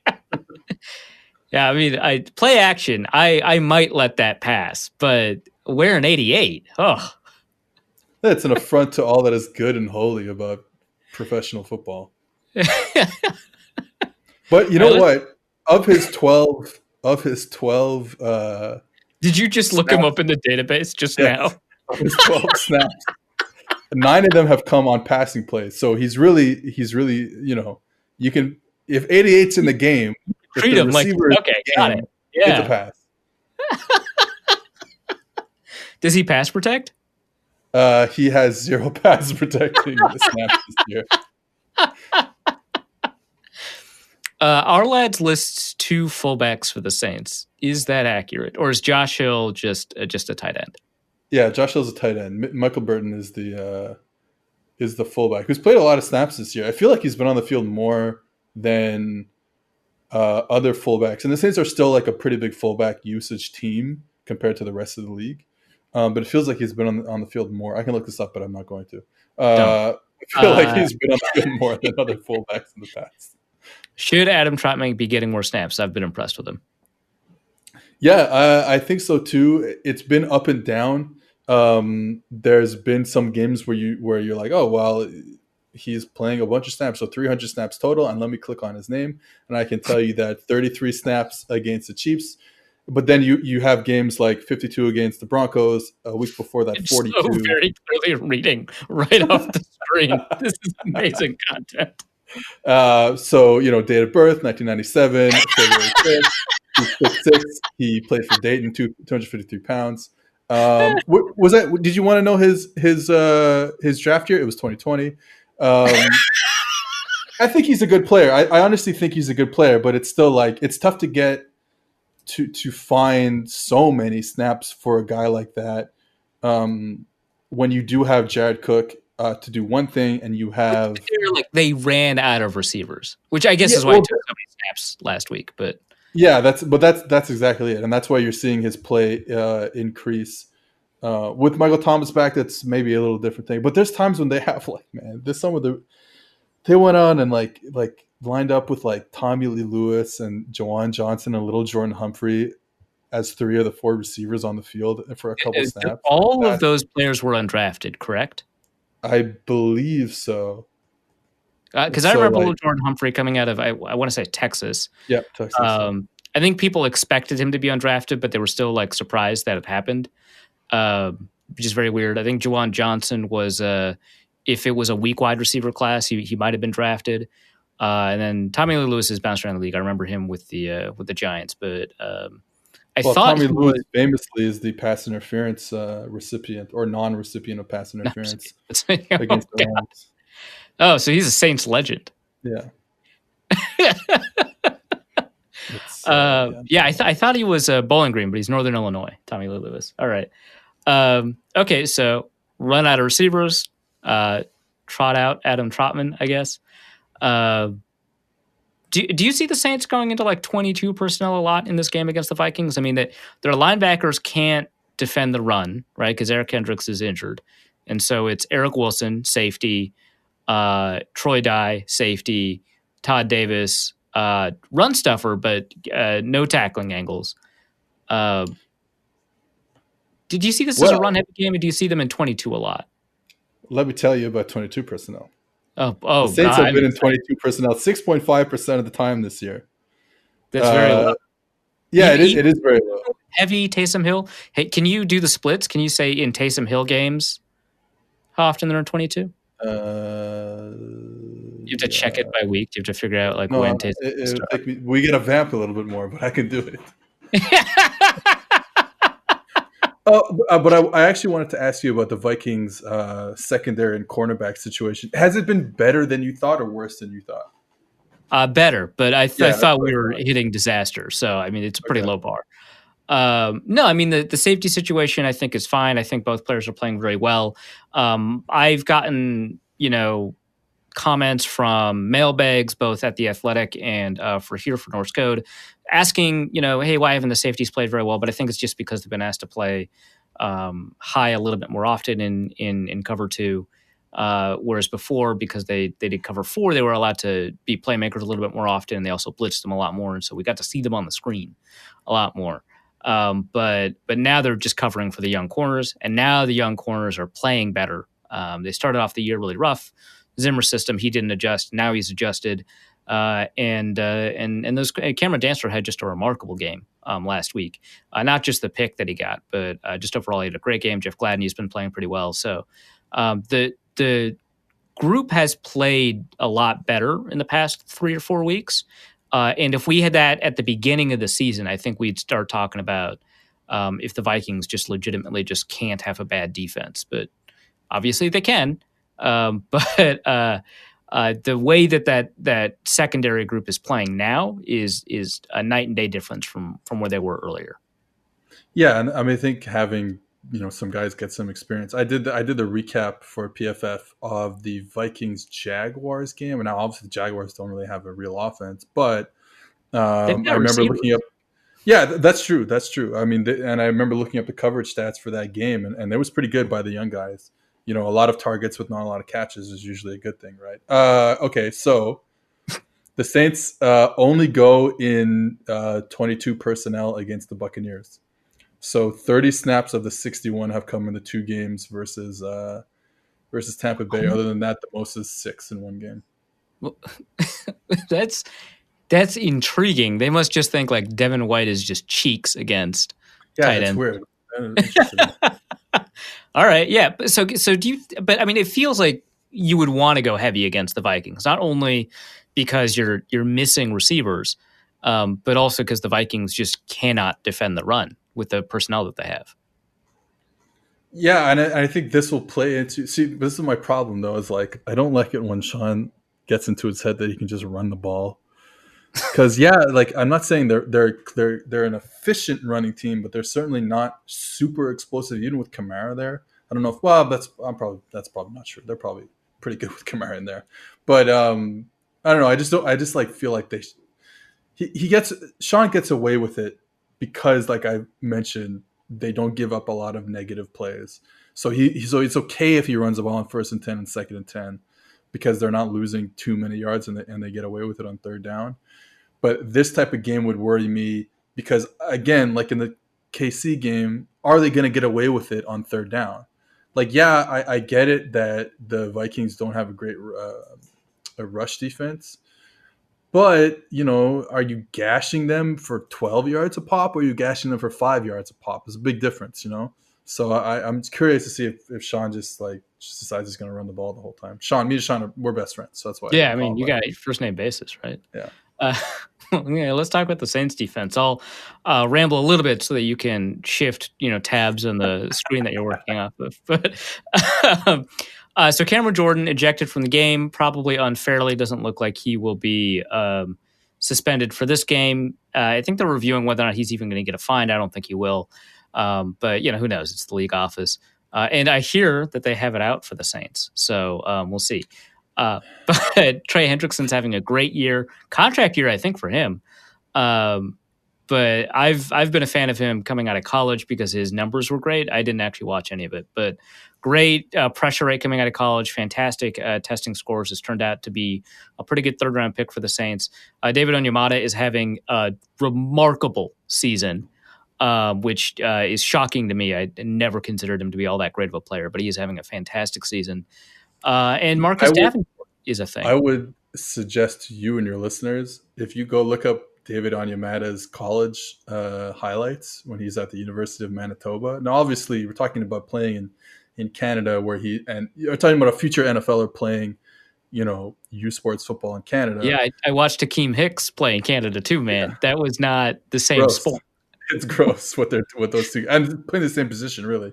Yeah, dominant, absolutely dominant. But yeah, so anyways, the Saints, look, before you ask me any question, the nice thing about the Saints defense is that there's a lot of good players on it. That's what it comes down to. They're like really good. Demario Davis is one of the best linebackers in the league. I might say bad words about Marshawn Lattimore on Twitter once in a while, but he's still pretty good. And then every time he gives up a catch, I'm always like, hey, was Marshawn Lattimore ever that good? Or were you seduced by a fake rookie year? Yeah, that's honestly, we might have been, but that's I'm not really sure. You got CJ Goodjob, Gardner Johnson. He had a great game. He's been great. And then, like you said, you mentioned all the D linemen have been fantastic. They're Marcus Williams is back to being a really good, top end safety. They've been good everywhere, man. They've been really good. Janoris Jenkins is having a good year. So, there's just a lot of good individual players on this defense. Okay, so here's my question. The Saints defense has always been at its best when Drew Brees has either been playing very poorly or wasn't even starting. Like when Teddy was playing, that defense was lights out. When Taysom was playing, that defense was lights out. If Drew Brees suddenly has it, does the defense fall apart? It's a weird thing because you look at, especially the years where Brees was throwing for like 5,000 yards and the defense couldn't stop anybody. But even like what was it last year that Teddy was playing for them? Jesus, God, everything feels so long ago. But the games that Breeze was playing versus the games Teddy was playing, that defense was killing it when Teddy was playing. The EPA per play splits are real between the Breeze games, and then on the other side you have the Taysom and Teddy games. The defense has played lights out during the non-Breeze games, and I don't know why. It's probably randomness. It doesn't make any sense because EPA takes into account like situation and field position. Like it's not like Breeze isn't like turning the ball over and they're like, we're giving up points. Like EPA takes all that into account and undefeated without Breeze or something. Well, I guess not anymore because Taysom lost one, right? Yeah. But the winning percentage without Breeze is pretty. What was that? I would say the defense actually played like it looked like the Philadelphia game in the first half. They were going to buck the trend and play really bad defense with the backup quarterback in, but they actually settled down and kind of killed Philly in the second half. It was just the offense couldn't get anything going. So yeah, I don't know. I feel like there's probably a little bit of randomness, or there's maybe they're just highly motivated when they know that they're, I mean, it's bullshit, of course, but like I don't know. But I mean, but like it almost demands an explanation, and at a loss, you have to be like, well, maybe they realize the spotlight's on them or something stupid like that.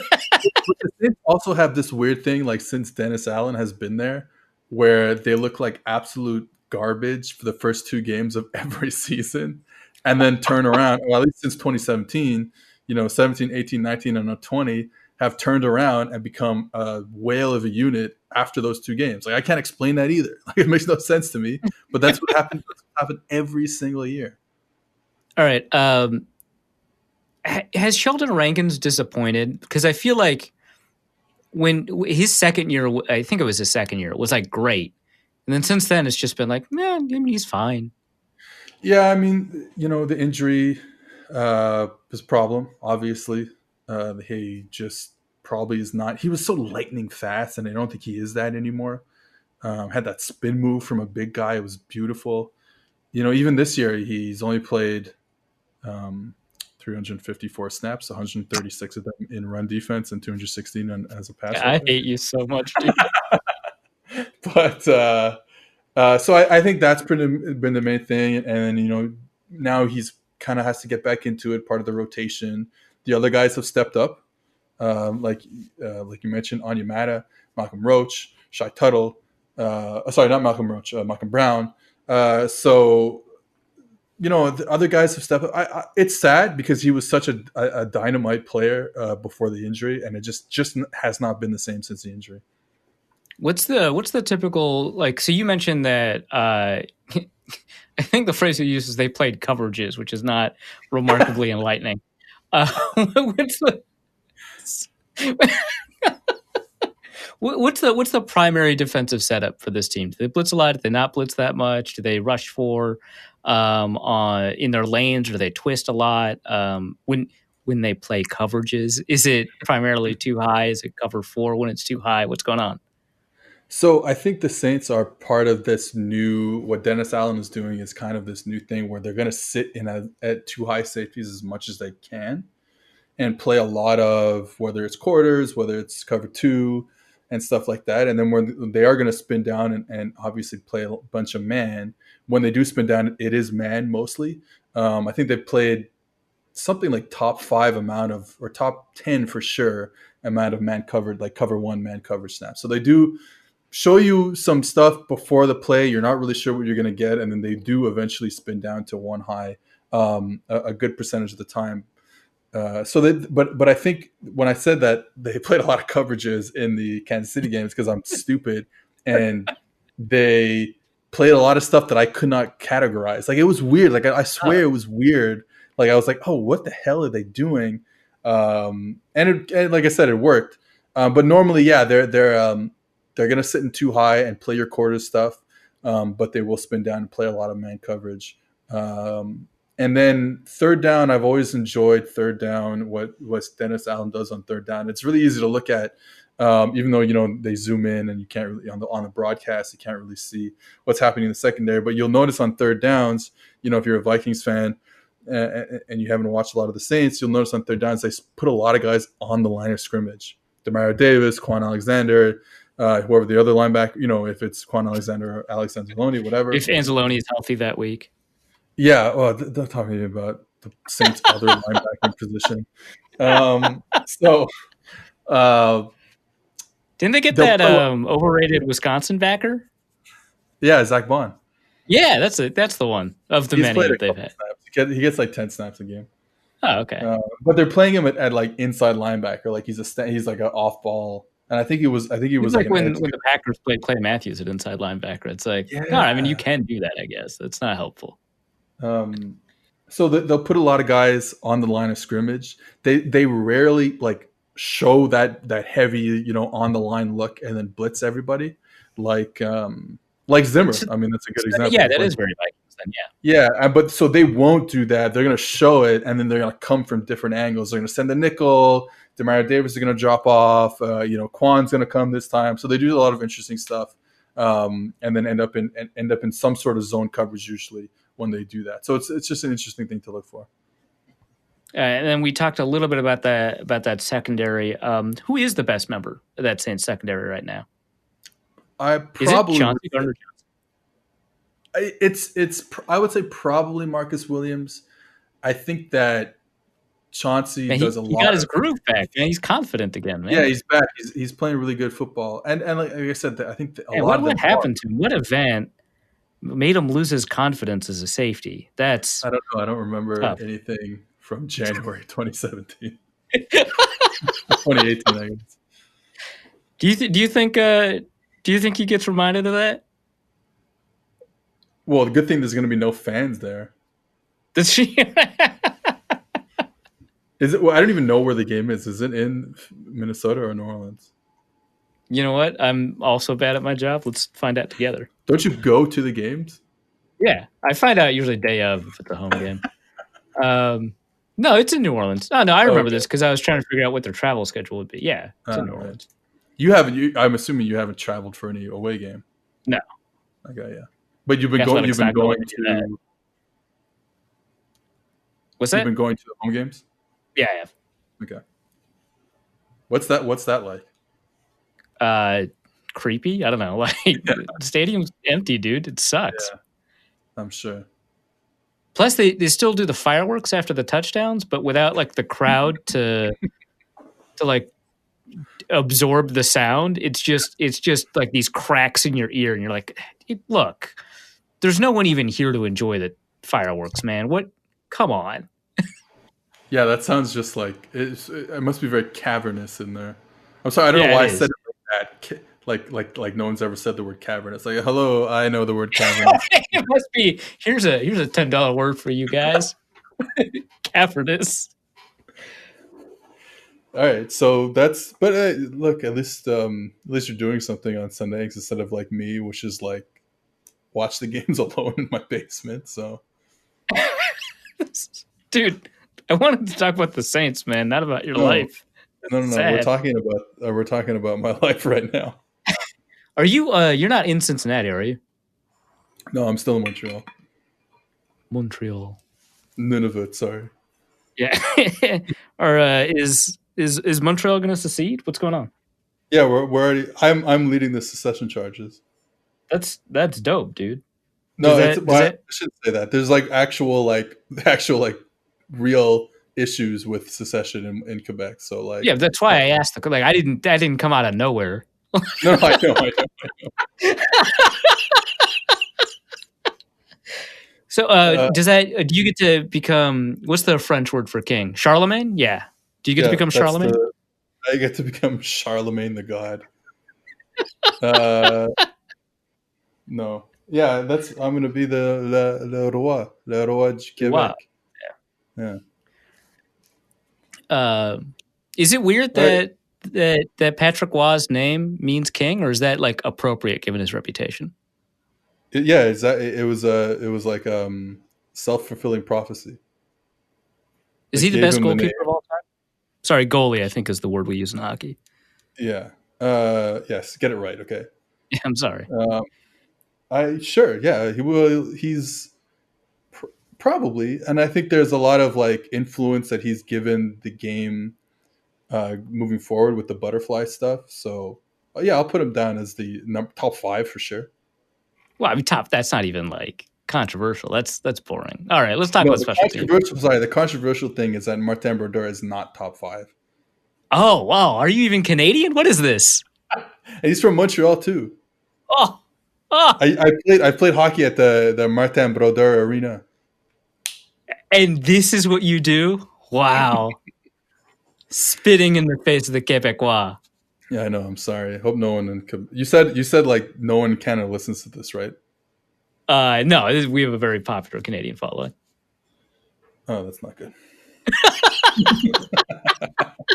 It's mostly Winnipeg though. You're fine. I've heard one time someone said to me, a friend of mine said to me, Winnipeg is a cooler place than Vancouver, and I've heard good things about Winnipeg. From who? Not people from Winnipeg. There's like 4 of them. All right, well, people who have like left Winnipeg tell me that Winnipeg's cool. Did you ask them why they left? Yeah, I guess that's.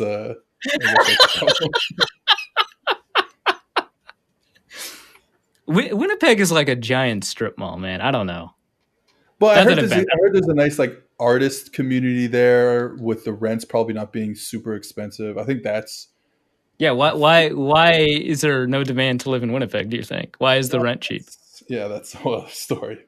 But those cities become cool cities when the rent is cheap, right? Actually, no, that's a good point. That's what happened to Montreal, and the rent went up, and I think it's kind of come down eventually. But that's what happened to Montreal. It's like, well, there's some other things, but the rent gets cheap, and then for whatever reasons, I mean, there were political reasons why the rent got cheap in Montreal, but it gets underrated cheap. or overrated food town, Montreal. Perfectly rated. It's very, very good. Right. Yeah, I know. I mean, that's the whole thing. But like, is it one of those things where everybody called it underrated and then it became overrated, or do you think we've settled on it? See, for me, I was thinking that people were already calling it overrated. No. This is a new take. Then I would say it's still relatively underrated. Then. No. Yeah. Everyone talks about how underrated it is. Well, I don't know. Maybe I live here, so maybe I don't listen to you foreigners talk about it. It's a very good food city. I would say that 100%. I was trying to figure out. They've got their own bagel culture, right? Yes, the only thing Montrealers have is our bagels. So it's a great food town, but the only thing they have are circular pieces of bread. So be prepared for that. Well, it's because like we all like. I will come to the defense of Montreal bagels like 24/7, but then you realize that it's like what we cling to when we compare ourselves to other cities, especially as Montreal has kind of lost its place. Definitely, in the world and definitely even in Canada. So we kind of cling to we cling to stuff that happened, 30 years ago, 40 years ago. We are not cutting any of this, by the way. This is all making a podcast. I hope not. Underground Mall, underrated, overrated. Well, you need it because of the winter. So it's like, it's not cool. I'm familiar with the concept. Thank you. Yeah, well, I guess. I mean, you live in Minnesota. It's the same thing. Yeah, it's like, it's not like interesting or anything, but just the fact that you can obviously, you can get around when it's negative 20 degrees Celsius is pretty important. Does everybody in Canada hate people from Toronto?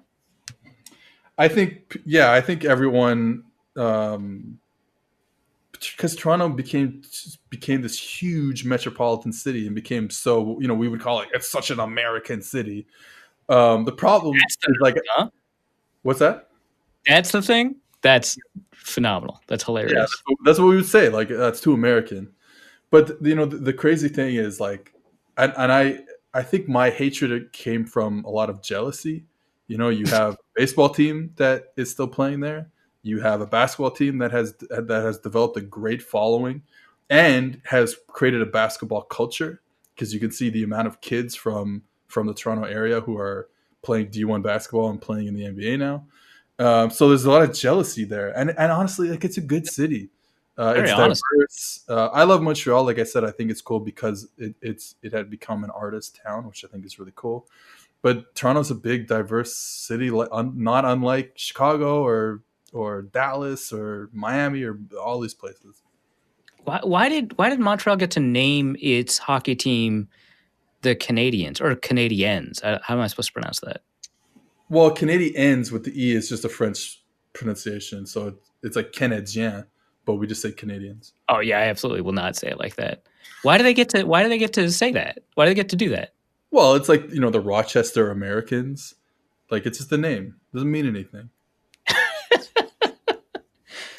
When you talk about the Ottawa Redblacks, do you capitalize every letter? Every single letter for every CFL team. But that's in the Ottawa Redblacks style guide. You have to capitalize every letter. That's their thing. I didn't know. Yeah. My favorite Wow, thing okay. about CFL is Not up on Canadian football. Yeah. The thing about the CFL that's funny is that we had for a long time 2 teams called the Rough Riders. Yes, it was Saskatchewan and who else? And Ottawa before. And Ottawa. Oh my gosh. Yeah, 2 versions ago. All right. Special teams. Will Lutz, is he bad? He's very good, but like, again, this goes back to my issue with Sean Payton and his conservativeness these days. It's like, okay, yeah, he's very good. He's still going to miss once in a while. So you have to pretend that I think coaches have to pretend like they don't have a kicker. Zimmer would love to pretend he doesn't have a kicker. So like, the Eagles game is a good example. It's like, it's 4th and 2. It's early in the game. Might have been 7-0 or 14-0 for the Eagles, and they kick a field goal and they miss it when it was a pretty good go for it opportunity. And that's Sean's MO right now, is that he's going to kick the field goal, and he's going to get away with it in terms of, hitting the field goal more often than not.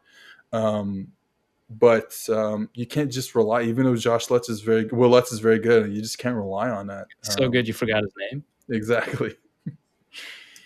So I noticed that Anthony Zettel's on the practice squad. Do they get any secret info from Anthony Zettel in preparation for the game? Yes. That's 100%.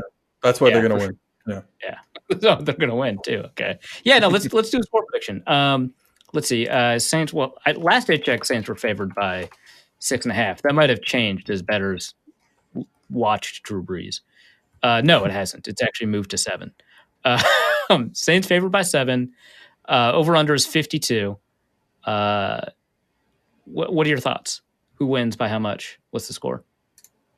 I'm lost this Monday after the Saints played like garbage on offense. So I'm picking the Vikings by like 25. That's okay. Well, the Vikings are screwed. Fantastic. Thanks, man. We've never had a guest destroy the Vikings so efficiently as to pick them by 25. I just I don't know. I just don't know what type of offense you're going to get. I really don't. And now maybe you talk about if the offensive line can do their job, like you're mentioning, like it's not a great front from Minnesota, then obviously it's the worst front. Look up the PFF grades. Find a worse front 7. Oh, Jesus. I don't know how to do that. How do I do this? How do I use PFF?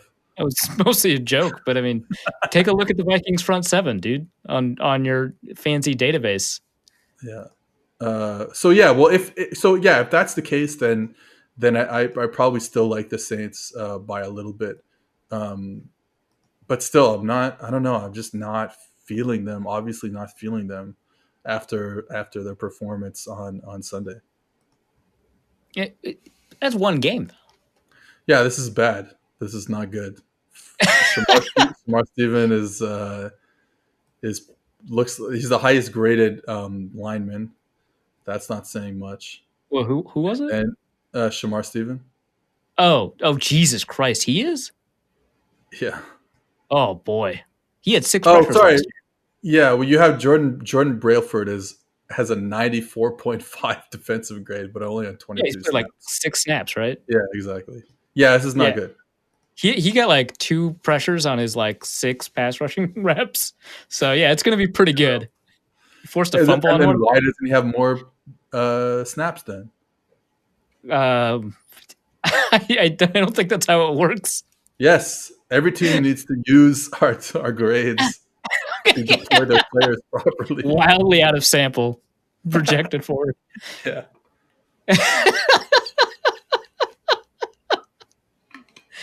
I don't know, man. It's not like Hercules Mataafa is holding down the fort real well. Maybe they should give Jordan Brailford some chances.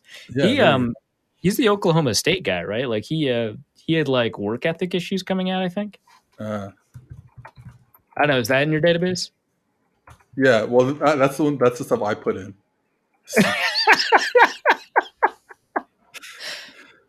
Is he working hard enough? Yes or no? 1 or 0? Let's see. The Draft Network gave him 3 out of 5 stars. I didn't even know they had stars on the Draft Network. I didn't All know right, that. 3 out of 5 stars. Cons, not very nimble, off balance, and ending up on the ground on multiple occasions. Doesn't utilize a variety of pass rush moves. One-dimensional by just using length and bull rushes. Inconsistent in timing the snap. Occasionally the last lineman to jump off the ball. Looks uncomfortable playing stand-up will linebacker. I don't know why that's relevant. A decent gap reactor, but lacks lateral quickness. All right. And yet, the highest graded Minnesota Viking this season. Run defense will get eaten alive by NFL offensive tackles. Dalton Reisner stole his lunch in the run game. Dalton Reisner, oof. Yeah, I don't know why he's even in the NFL then, huh? Lacks hand placement to give himself space to pop and separate from blocks, meaning he's a sitting duck. Wow. These are not kind. I did just read the cons, but like the pros are like has an NFL body. Oh, Like okay. yeah, possesses nice length, able to reach and press, solid hand usage. So that's a technique one. NFL ready body and frame. Flashes pursuit quickness.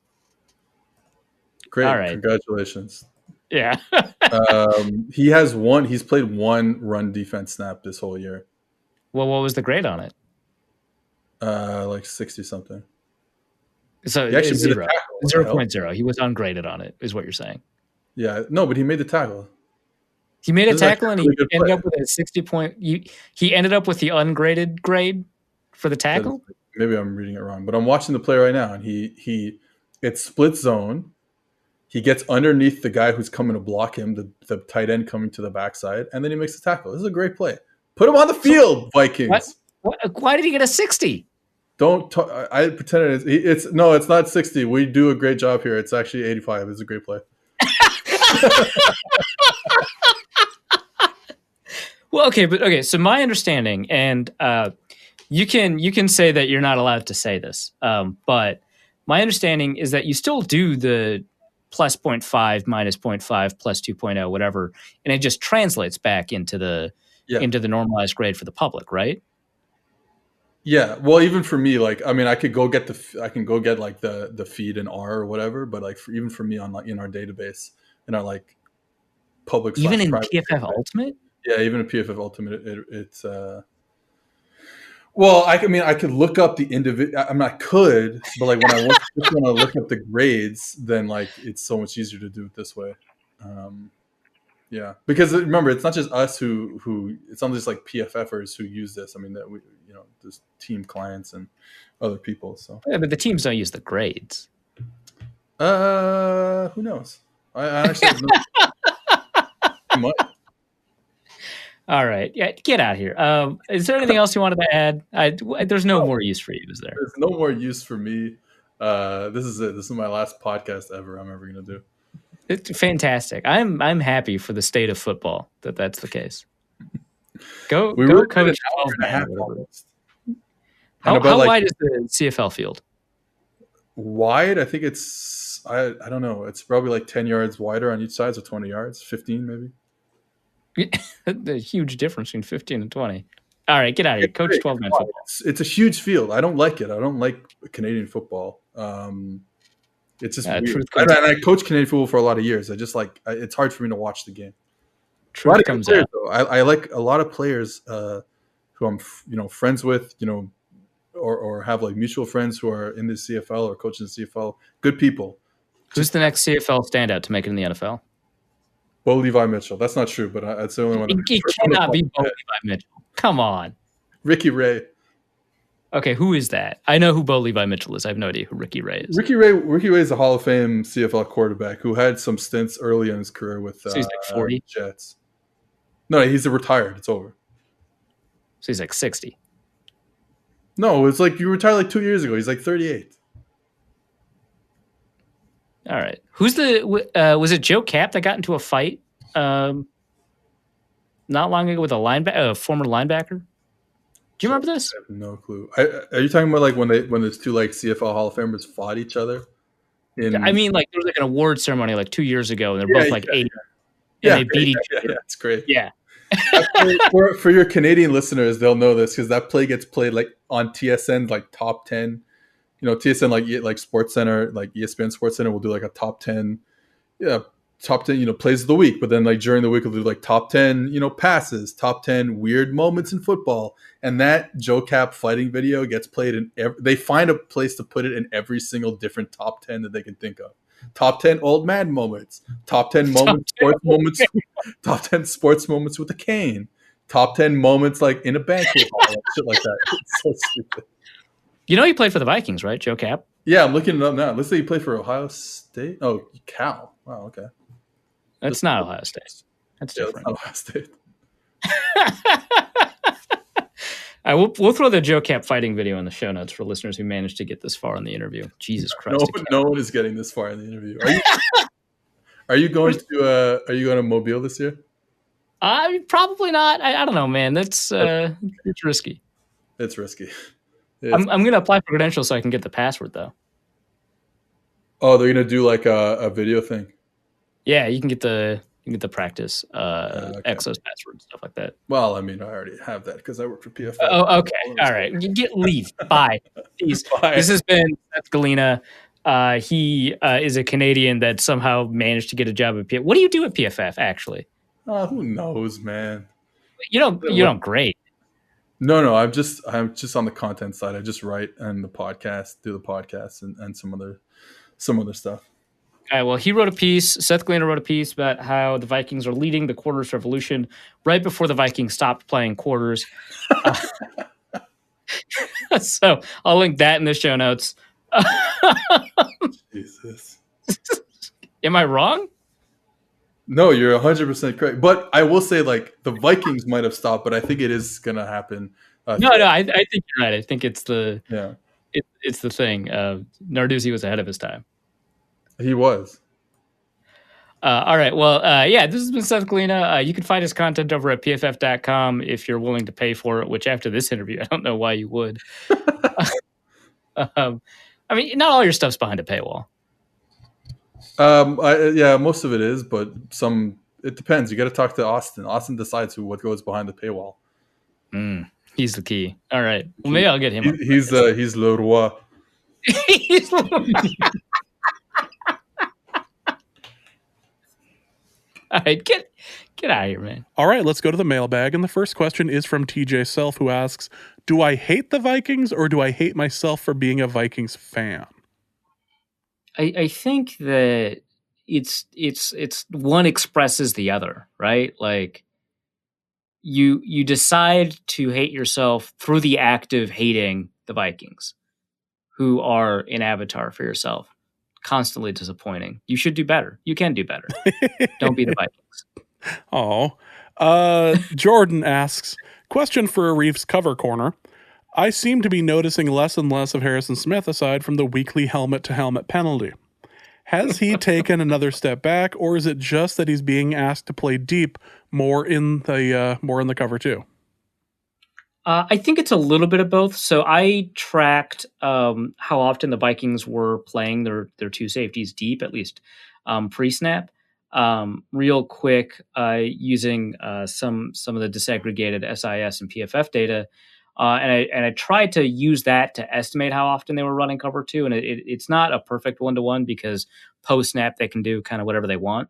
And the Vikings often disguise their safety, so it's a particularly not like amazing tool, but it seems to work well with my early in the season when I noticed the shift. It seems to match that data, which the first 3 weeks the Vikings had 2 free safeties up high at the snap, um, about an average about 40% of the time.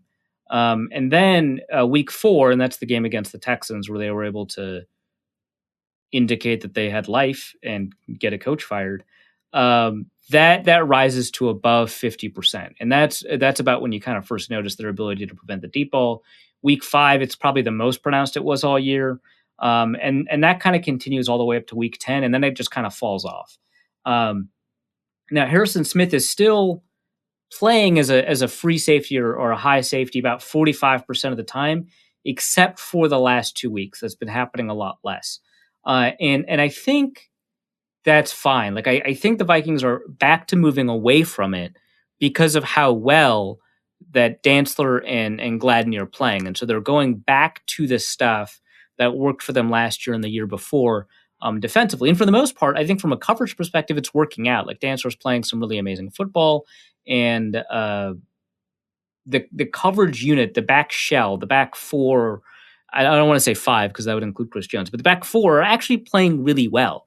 And so that I think is a smart shift from Zimmer to, as soon as he sees the corners doing a good job, taking on more responsibilities, understanding more complex assignments and kind of playing within themselves. As soon as he sees that, goes back to a defensive philosophy that works a little bit more often. And so you would expect then, therefore, for the Vikings to be able to kind of freelance just a little bit more with Harrison Smith. And we're seeing not a ton of his splash plays. So I think a lot of it is they're calling plays that take him out. And so that forecloses opportunities for splash plays, but there are some opportunities there and we're not really seeing them. I would say he's still playing really well, but based off of what I'm seeing, but I think it's on the table that he's taken a step back. I mean, like in 2017, he was the best safety in the NFL. And I don't know that you can make this argument this year. So, some of it is he's not given an opportunity to be as much of an impact playmaker, but some of it is that he's not as much of an impact playmaker. And, it's not as if like next year he can't find it again if the Vikings go back to what was working last year and the year before. It's just, I think that it's pretty likely that he's taken maybe a step back. Raul asks, Vikings depth has been on display this season. Are you impressed? And how? And how? Are you impressed or unimpressed? How does this reflect on Spielman's late-round volume-heavy draft philosophy? Of note, the Vikings have not drafted a defensive lineman in the first 2 rounds since 2013, which would have been Sharif Floyd. Yeah, well, so if you take a look at who was supposed to be depth, that would be Eric Wilson at linebacker. That would be Josh Metellus at safety. Thank God that hasn't been tested, right? Like that's a disaster waiting to happen. I say right before a Saints game. Cameron Dantzler, I guess, was quote unquote supposed to be depth at corner, and then DJ Wanham is kind of supposed to be depth at edge rusher, and Jaleel Johnson is supposed to be depth at defensive tackle. So you take a look at who is supposed to be depth, and I think most of them are playing better than the backup players at those positions. So from that perspective, you could say that you could be impressed, right? And I think you go down the depth chart and you say, well, Troy Dye is like your 4th linebacker. Okay, well, that's not bad. It's not great. You're not in a wonderful situation 4th linebacker wise. There's some teams that have a lot better situations than that, but it's not bad, right? Chris Boyd is your 4th corner. Well, yeah, he doesn't hold on to the ball or anything like that, but that's not actually a bad situation to be in, right? Kenny Willekes is like your 6th end. Okay, fine, great, like whatever. James Lynch is like your 6th defensive tackle. Okay, cool. But, it does feel difficult to say, yeah, the depth is fine when you watch them play like this, right? But I think for the most part, the depth is kind of rounded out. And it's just kind of the fact that you're missing the top end stuff that's really crushing the team defensively. And so, you then have to ask, hey, well, Holton Hill is gone. The Vikings chose not to keep him. So now your depth is like, Chris Jones next year, which I don't think that he's particularly great depth. And the fact that he's starting for the Vikings is alarming. Chris Boyd, which is fine, I guess, but I think you're going to need to find another depth corner. You're obviously going to need to find a depth safety, and you probably want some more competition at edge rusher across from Danielle Hunter next year. So some of that depth, based off of what we've seen this year, is just not good enough. Even though they're asked to kind of outperform their slot as every down players. But for the most part, I think that this is kind of giving credence to Zimmer's philosophy, or not Zimmer, Spielman's philosophy, because I think a lot of the depth players that they have are probably outplaying where a lot of players in a similar position would be if that team had gone through kind of the injury luck or whatever that the Vikings had gone through. So, yeah, it's not bad, but it's really difficult to argue that it's like good when we watch them fail every week. Ryan asks, the Vikings' refusal to use 2nd and 1 to drive down the field was infuriating. Was this new for the game or just something I hadn't noticed? Is this in any way justifiable given their ineptitude with 3rd and 4th and short this game? Yeah, so my initial reaction to this was it's definitely not new that this has continued to happen for the Vikings, not just this season, but throughout the year. But I wanted to double check to make sure that was the case. And so I looked up all the 2nd and 1s. And so of note, 2nd and 1 is the most advantageous down and distance to be in football. There's a piece I'm going to link to over at Advanced Football Analytics, which was the blog that Brian Burke ran before ESPN hired him to run their analytics department, their ESPN stats and info data analysis stuff. And 2nd and 1 is the best. In fact, it is weirdly better from an offensive perspective to be at 2nd and 1 at, say, your own 49 than to be on 1st and 10 at the 50. And so in theory, a running back who is rushing for extra yardage sees a player at the down marker is better off sliding at the 9-yard line than collisioning at the down marker and getting the 10th yard. Obviously, you don't want your players to do that. Just get the down and we'll see what happens. Maybe you make this guy miss or something. But it is just kind of a weird quirk of the way that the teams play 2nd and 1, that you're better off in 2nd and 1 than you are a yard further on 1st and 10. So that's important. I think everyone kind of intuitively, when you hear that, I think everyone kind of intuitively understands why that would be the case, right? You can do anything you want. You can run, and probably you'll get that yard that you need to get the first down. And downs are really important in football, right? They're like a rare resource. But also, you can effectively threaten play action better than at any other time. And a lot of teams dial up deep shots on 2nd and 1 because it's a free down, because you're probably going to convert on 3rd and 1. And now that teams are much more aggressive than they used to be on 4th down, you might even be able to go for it on 4th down. So you've got a really good chance of converting even if you fail. So it's almost a free down. So that's why 2nd and 1 works. So teams that throw a little bit more often on 2nd and 1 are doing themselves a favor because they're taking advantage of that explosive play opportunity. Now, obviously, you can't always throw it on 2nd and 1. Otherwise, you're kind of losing some of that advantage. But you should probably be throwing a fair bit more than you're running. And no team is really doing that except for Green Bay and I guess Jacksonville, but they're kind of always behind anyway, so it doesn't really count. But Green Bay is the only one that's actually really throwing more often on 2nd and 1. Buffalo is pretty close, and Cleveland's pretty close. And, notably, those are both clearly analytics-driven organizations based off of the way that they do 4th downs and other stuff like that. So you should be throwing it. So I looked at the Vikings. The Vikings don't run the most in that situation. That's Baltimore, but also Baltimore gets an exception because their running game is just so insanely efficient that it just kind of doesn't count in any of these. But, Carolina, the Jets, the Chargers, and the Saints all run the ball more. And of course, this Saints team also includes the Taysom Hill version as well. So without that, the Vikings are ahead of the Saints, which means that if Drew Brees is the quarterback, the Vikings rank 5th in the NFL in run percentage behind Baltimore, Carolina, the Jets, and the Chargers on 2nd and 1. And I was like, well, that's not an enormous sample. The Vikings have only run 26 plays on 2nd and 1, which, by the way, is the 3rd or 4th most in the league. So I took a look at the 2015 to 2019 data. I excluded 2014 because it was just like that's not really Zimmer's team, even though that was, Zimmer was in charge. And he was able to take a heavy hand in team crafting and all that starting in 2015. Also, it's just easier to do the parameters that way. So a couple of reasons. So I take a look, and the Vikings are actually fourth in run rate, still behind the Saints actually. So maybe the Breeze thing doesn't matter. On run rate on 2nd and 1. So first is Chicago. Second is Buffalo. And again, in 2020, the Buffalo Bills are near the bottom of the list.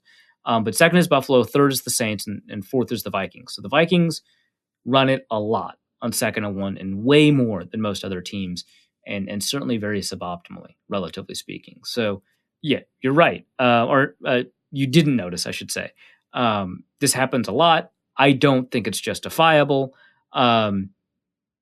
If you're and so you say that the Vikings are fairly inept on 3rd and 4th and short, and while the Chicago game certainly gives that impression and like fair, the Vikings aren't really all that bad on 3rd and short.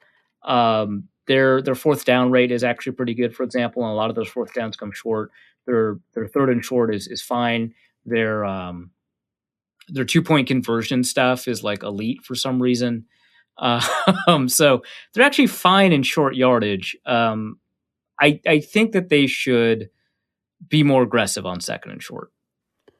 Also from Ryan, is Trubisky post-snap decision-making just so chaotic that Zimmer cannot find a logical way to defeat him? I know this game was helped by near zero pressure, but his record is way too good against our defensive-minded head coach.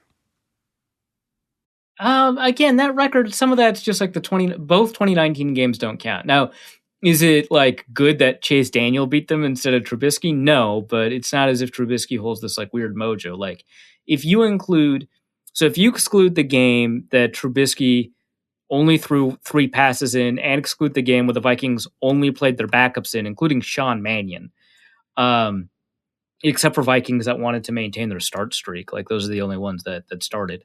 Then Trubisky is like, 0-2, 2-2, like 3-2 against the Vikings. Like not like ideal, obviously, but you take into account the weirdness of Soldier Field, and how good that defense was not too long ago.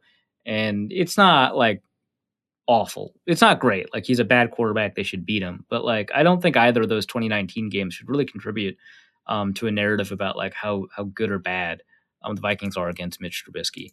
That said, is his decision-making post-snap chaotic? Kinda. These past 2 weeks, it really hasn't been. It's been very, very formulaic. And so that makes it, I think, even more frustrating that the Vikings seem fairly unprepared to deal with it. And then you say, Trubisky was not under pressure that much. I'm just going to quickly kind of calculate because it's just good information to have. I think PFF. I think PFF actually listed what his grade was under pressure this game, and it was astonishing. Well, it was 76.9, which for him is fairly astonishing. Yeah. He was under pressure on 34.6% of dropbacks, which is about league average. So the Vikings actually did get pressure on him, which I find odd. But he averaged 13.8 yards per attempt while under pressure. So, yikes. Also, it is probably not a coincidence that the Vikings blitz rate was identical to their pressure rate. Now, it's not 1-to-1. I mean, Trubisky was 100% completion rate when the Vikings blitzed and only 80% completion rate under pressure. And he took a couple of sacks too, or at least 1 sack under pressure too. So it's not 1-to-1, but it's also like not a surprise that he averaged 13.6 when blitzed and 13.8 under pressure. Like I feel like these are probably highly correlated. So it wasn't pressure from the front four necessarily. It was, a little bit of pressure from blitzing as well. I was going to say, I swore I saw a stat that and was it might be the Vikings something about blitz Trubisky at like year. 158, or maybe that was just like a QB rating that I had seen, but it was just it just seemed wrong. 158.3 under pressure. Yeah. Passer rating. Ooh. that even includes a drop too. Yeah, that is the opposite of what you want to see if you are the defense. That is just terrible. Kyle, And a lot of that is just yak too. Like if they had just tackled, it wouldn't have been a problem. Kyle Slaby asks, has the run been established yet? I mean, if running it with 3 minutes to go won't work, do you just need to like run it up the gut with 40 seconds left too? Yeah, I mean, you got to threaten the run. You got to tell opponents. You got to say, hey, we don't care if we need to score points. We're going to run the ball because at some point in the future, they're going to think, there's 20 seconds left and no timeouts, and they're throwing 20. I might have to worry about the run, and then they'll fall for play action. So yeah, it's that's definitely a thought they'll have when they're lining up 40 yards deep. Yeah, they're lining up 40 yards deep. They're sending 4. No, they're sending 4. We're keeping 6. Yeah, there might be 10 seconds left. Play action, baby. And there might be 10 seconds left, but we need them to think there's a possibility that we're going to just run this one up the gut, and then it doesn't matter. There's 6 seconds left. We're playing for the Hail Mary here, folks. We're playing for the Hail Mary. Kenneth Allen asks, now that the Vikings are basically out of the playoffs, should we expect any changes in personnel in game? Example, more playtime for bubble players.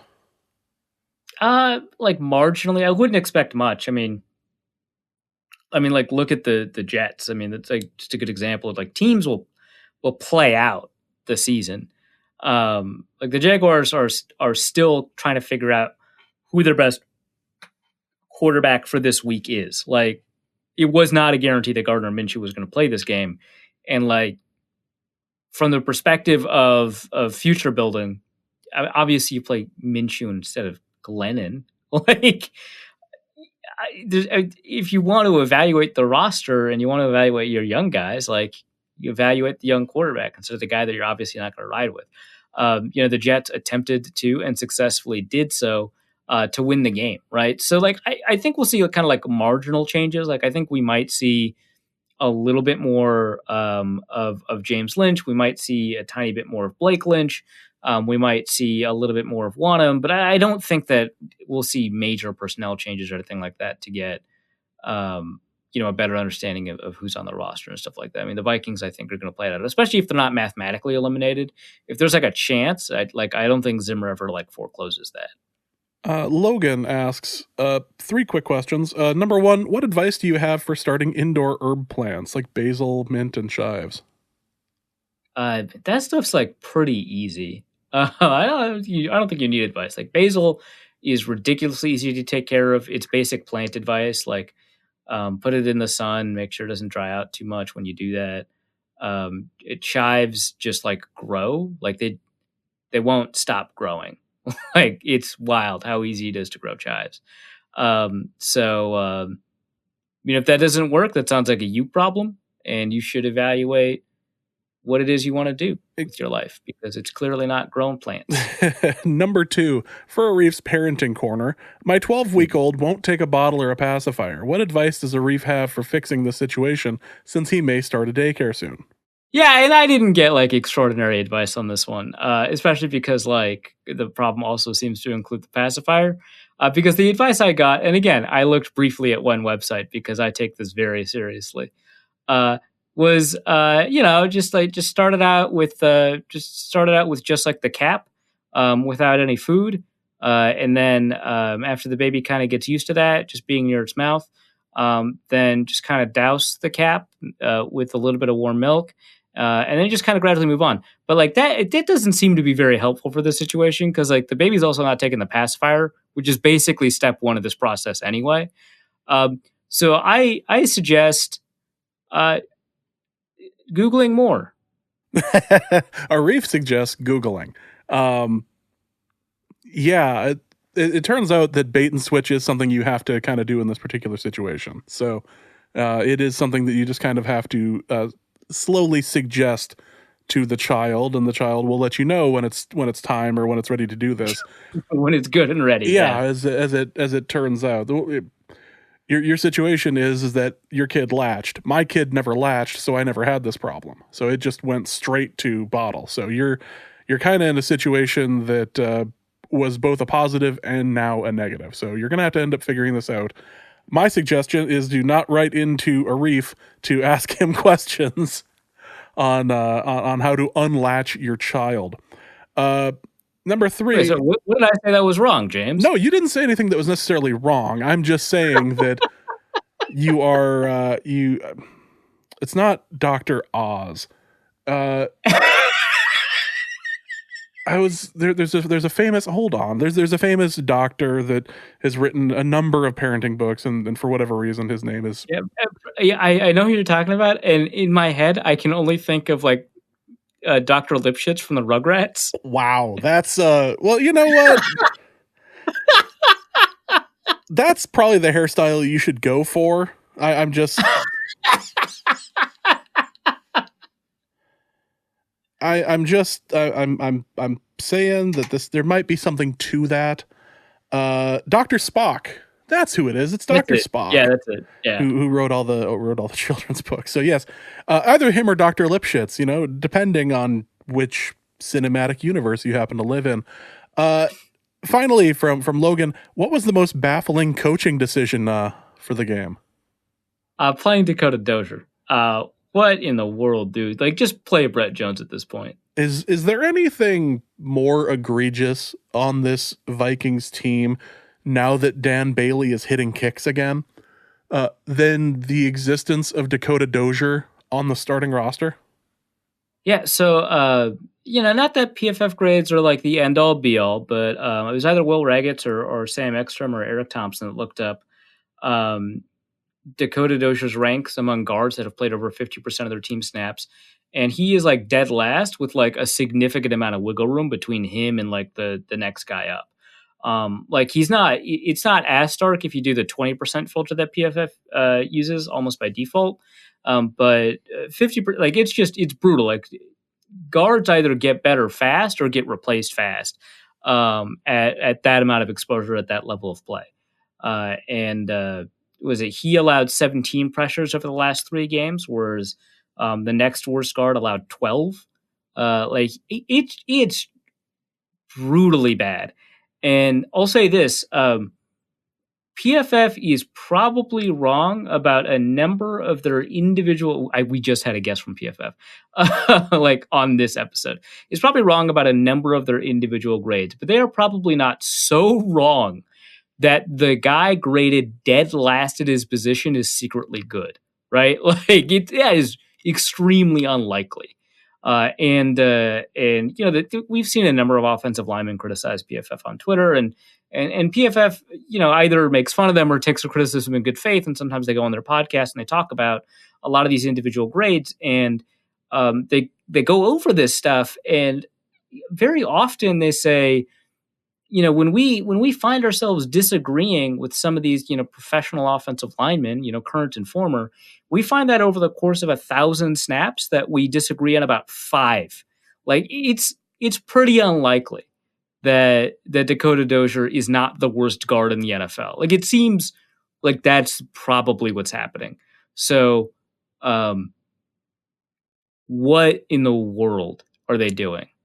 I mean, they're pot committed to Kirk Cousins. It does not help their cap space if he blows up. Like they still have to pay him legally, I think. He's been an Iron Man of sorts and hasn't had any major injuries to deal with.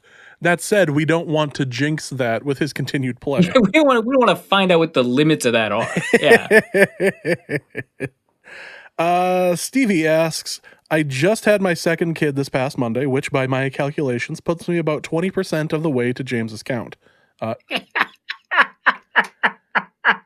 Yeah, no, you're right. Nailed the math on that one. It's 5 kids. Like it's whatever. It was a boy. All right, according to this guy's math, it's 10. So yeah, well, no. You better take stock, Mr. Cromartie. I'm not the biological to 1. Don't throw me in the same boat as Cromartie there. Well, he acquired his children in one way, but you did yours a different way. Yes, exactly. Puts me about 20% of the way to James's count. It was a boy, and we named him Teddy. I fell in love with the name when I fell in love with Teddy Bridgewater, the player, in 2014, and that obviously persisted.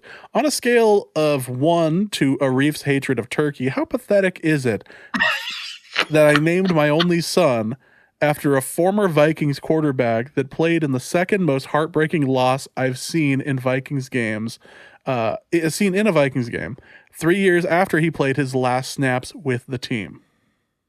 Okay, one, congratulations, like sincerely. Two, you wrote this question like a week after you named the kid. Like, it's like, man, how pathetic is it that I saddled this kid with this name? Jeez. Well, It's fine. Like, it's fine. you can have regret, or you can have moments of, did I name that kid correctly? Like, is this really like that name that fits here? And then it goes like, well, why did you choose it and everything? And when you're choosing a name specifically with your significant other, there is a bit of a balance as to like how to go about, introducing the name as to something that you want to make sure that the both of you want. Quick question. Does your significant other know why you chose this name? That is an important part of this. I know why I chose the name that I did, and why like everything was put together and all of that. But it was not about a former player. Like, that's should mean something to you outside of, former player. That's it. I mean, I got his jersey, so anyway, I understand. But it's also a knockoff because I'm a cheap bastard. So like it I don't know what to tell you here, guy, other than congratulations. If you keep, I think it's totally fine. Like, I don't actually see an issue with this. I mean, obviously, so long as like the other elements, like, your SO knows why you named your kid Teddy. I think it's fine. You can have like attachments to like players. I think the whole point of like loving sports is to like build an unreasonable emotional attachment to the team. No, this is what's going to happen to him next, because at this point, why not? I'm terrified of what you're about to say. You're gonna have twin boys. Have you next. counted the knees on your kid? Nope. You're gonna get 2 more kids out of this. 2 more boys out of this, and you might as well complete the rest of the QB room at that point with Sam and Case. So like there's plenty of options here as far as if you really want to immortalize. Let's just immortalize the Vikings team that ended up, having the Minnesota Miracle. Let's just do that. Yeah, sure. Yeah. I think it's fine. And Teddy, by all accounts, is like a wonderful human. So I think it would be difficult to find a better person to name your kid after. Just don't name it after Arif or James. That's a terrible idea. Absolutely do not do that. Do not. But buy the onesie. Yeah, but please buy the onesie over at norsecode.threadless.com over in the collections area. Greg asks, this is our Pro Bowl section. Greg asks, Garrett Bradbury is leading NFC center in Pro Bowl votes. Is this solely because his name starts with B and people just click on the first name that comes up when it comes to voting on the offensive line? Just as a quick note, the Pro Bowl roster has now come out. 2 Vikings have been selected. There will be no game this year because of COVID, which is too bad. And it's Dakota Dozier and Garrett Bradbury. Wow, nailed it. Who knew? Incredible. Dalvin Cook's pissed. Like, the 2 people are, of course, Dalvin Cook and Justin Jefferson. They were selected. Garrett Bradbury was not selected, but this is still worth asking. Yeah. So the way they select Pro Bowl voters is that the vote is only worth 1/3 of the contribution to determining who makes the Pro Bowl, and then the other 2/3 are coaches and players, which that's still fraught with like problems too, right? Like if anyone's ever looked at the NFL Top 100, but it prevents that kind of situation from happening. But we do have a lot of data that suggests that for offensive linemen, alphabetical order matters a lot in Pro Bowl voting, and it probably swung. So, like, I can't imagine that like Corey Linsley did not get picked for the NFC without like the fact that he got severely undercounted in Pro Bowl voting for centers. Like I imagine that like Jason Kelsey obviously has so Jason Kelsey and Frank Ragnow were both selected. Jason Kelsey obviously has a significant amount of name recognition, so that plays a role. But he also is just slightly ahead of Lindsey in the alphabet. So, if there was a deficit in votes because of that, I would not be shocked. But Greg Auman, who covers the Buccaneers at The Athletic, actually wrote this piece almost exactly a month ago in November. Why is alphabetical order dominating the earlier Pro Bowl O-line balloting? And, there's some pretty good evidence that is what's happening. Now, that isn't the only thing, right? Because you take a look at offensive tackle, Trent Williams made it, right? And if you know your ABCs, he is not at the top of that list. So it's clear that like the fact that there is a coach element and a player element has kind of helped balance this out.